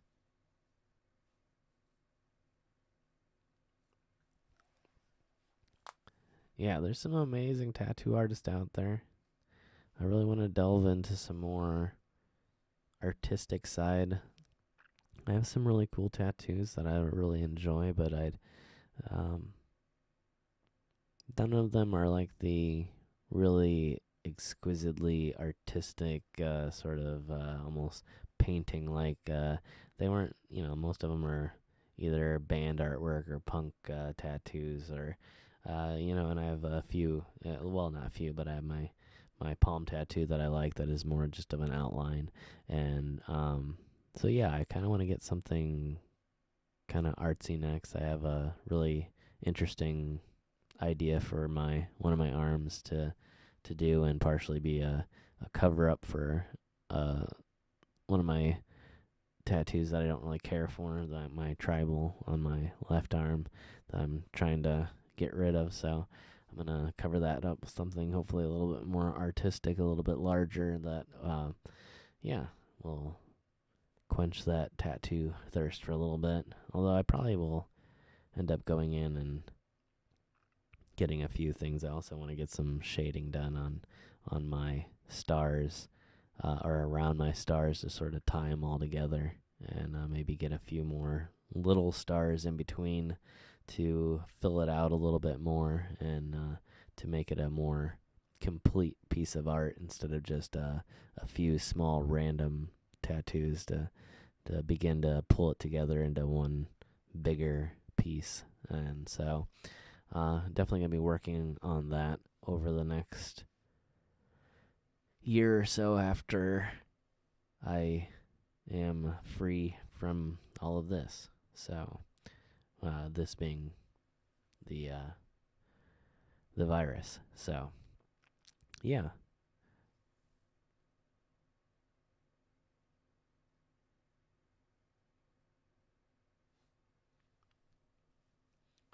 Oh, I'm sure I'll be coming every which way at some point. So, I'm trying to hit it every different part of the every well, as many different parts of the country as I can. So, and I think that'd be another cool way to bring the live streams along with us. Not only to do the road streams, the road trip streams, and actually be able to live follow around along with me as I'm traveling to the different places and filming the different places. But also to be able to go to different locations and maybe even do some live streams of getting the tattoos or getting piercings or something like that. I think that'd be kind of a fun thing to do on streams too. So to sort of bring you along with me for these appointments. I know sometimes people aren't going to want to do things on streams. Some people feel really, really comfortable with it, and then some people don't want to be on camera, so it's something that I would just have to check out ahead of time when I go into these places. But as I've talked about before, a lot of my tattoos and piercings not only have stories behind them, but also have travel stories behind them. So I think that would be interesting to carry on with that tradition and to, get something like that to commemorate different trips, especially the bigger ones. I thought it'd be really cool to maybe get a tattoo the next time I go out to Vegas. Maybe to get something not necessarily cliche, but like to get something that's sort of a memento of the places that I go. Somehow that would make me think of the places that I went to, not necessarily that I'm going to go there and just get a tattoo of the Vegas sign, although that might be kind of cool. But at the same time, maybe there's something else, Vegas related or something else California related or something, who knows? Any place I go, you could find something representative of that place. So, that's kind of the thought there, and to sort of expand the travel content and merge it in a weird kind of cool way with the tattoo and alternative scene. So, yeah. Oh yeah, we're done with the Discord download. Now I just have to launch it here. Problem is I don't know that I can log in. or that I really should lock in. I don't think I'm going to be taking any. Oh, yeah, I still have to hook up the audio anyway. So we might test out. If somebody has a story or something they want to tell, whatever the subject might be, whether it's tattoos, piercings, whether it's travel, maybe it's a story about your favorite 539 episode. Maybe you want to talk about something like that. Maybe uh, I don't know. Maybe you have an experience with something similar with a visit to a local cemetery or an abandoned location, and you've never told anybody before, and you want to tell us on stream, and you want to help test out the Discord. Again, if you're on Instagram, send me a direct message over on Instagram. If you're an email person, email me at 539productions@gmail.com. That email address is available on the 539 YouTube as well. If you go to the About section, I believe it should be. If it's not, let me know. But otherwise, 539productions@gmail.com. Let me know a little bit about your story. Let me know what you're excited to tell. If you're not, don't worry about it. Again, there'll always be opportunities in the future, and we'll be talking with people in the future about different stories. So don't worry about it if it's something, or if you don't have something to tell, if you have something that you really, you have but you don't want to tell, it's just something for you, then that's fine. But if you are interested, let me know, and maybe in the next YouTube stream, if we're not doing the first official Twitch stream, or maybe even if we are, we'll sort of test out the Discord over here on YouTube, our traditional live stream platform, and we'll take some of your stories on there. So, yeah, just let me know what you're thinking, and if not, that's cool too. Again, this is just something to use if it's something that you're all interested in, and I definitely want it to be something that's entertaining to all of you, and something that you're looking to be a part of, to again be part of the live stream. So we'll play it by ear. I'll see what you guys want to do, and we will go ahead and possibly test it out here on the. I don't know. That sounded like it might have been really loud. My apologies. I need to get like a pop guard maybe. Anyway, yeah, we'll think about testing it out here on the next live stream. So, but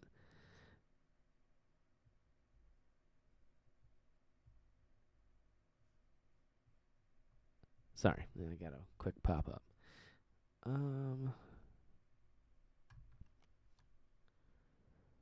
All right, here's what I'm thinking. It's 4 in the morning. I think we're gonna call it a night for right now.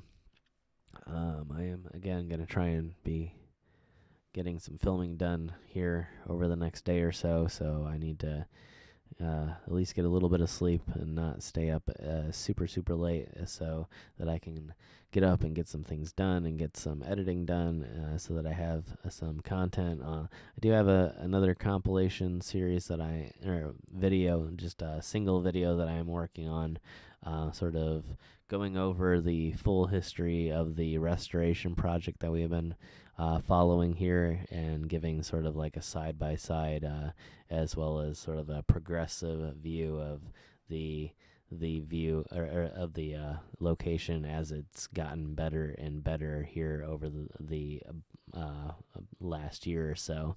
So I'm going to be doing that. That might be more of a musical thing, although I'm sure there'll be some narration in it here and there. But so that will be one more compilation video that will be coming out at some point, but I'm going to try and do a new location before that comes out. So there should be a mixture of videos here over the next few weeks. So look forward to some compilation and new stuff too. So yeah, so keep an eye out.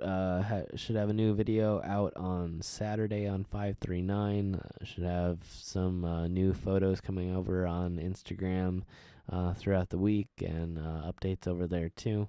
And again, if you're out there and you've never seen 539 Productions, or this is the first time you've ever been to a live stream, and maybe this is the first time you've ever seen me, make the main channel, make sure to check out 539 Productions. Hit that subscribe button over here and over there if you never have before. Again, if you are here and you haven't given the video a thumbs up, and or the stream a thumbs up, and you're enjoying the stream, and you're thinking that you're gonna come back for another one, make sure you give the stream a thumbs up. And yeah, I'm looking forward to seeing you all in the next live stream. So awesome. Well, I'm glad that you still have some content to catch up on and some stuff to see. Hopefully you enjoy it all there, Brenda. But yeah, to all of you out there, thank you so much for joining me tonight. I hope that you all have a great rest of your day, a great rest of your night, whatever it may be, whatever part of the world you might be in. And again, much appreciation coming from me for joining me here tonight, or this morning rather, on this late night stream, I guess we could call it. I'd rather call it late night than early morning. So, all right, look forward to seeing you all on the next live stream. I will be scheduling it again like we scheduled tonight, so it should be popping up hopefully in your feeds. If not, I mean, make sure your notifications are turned on.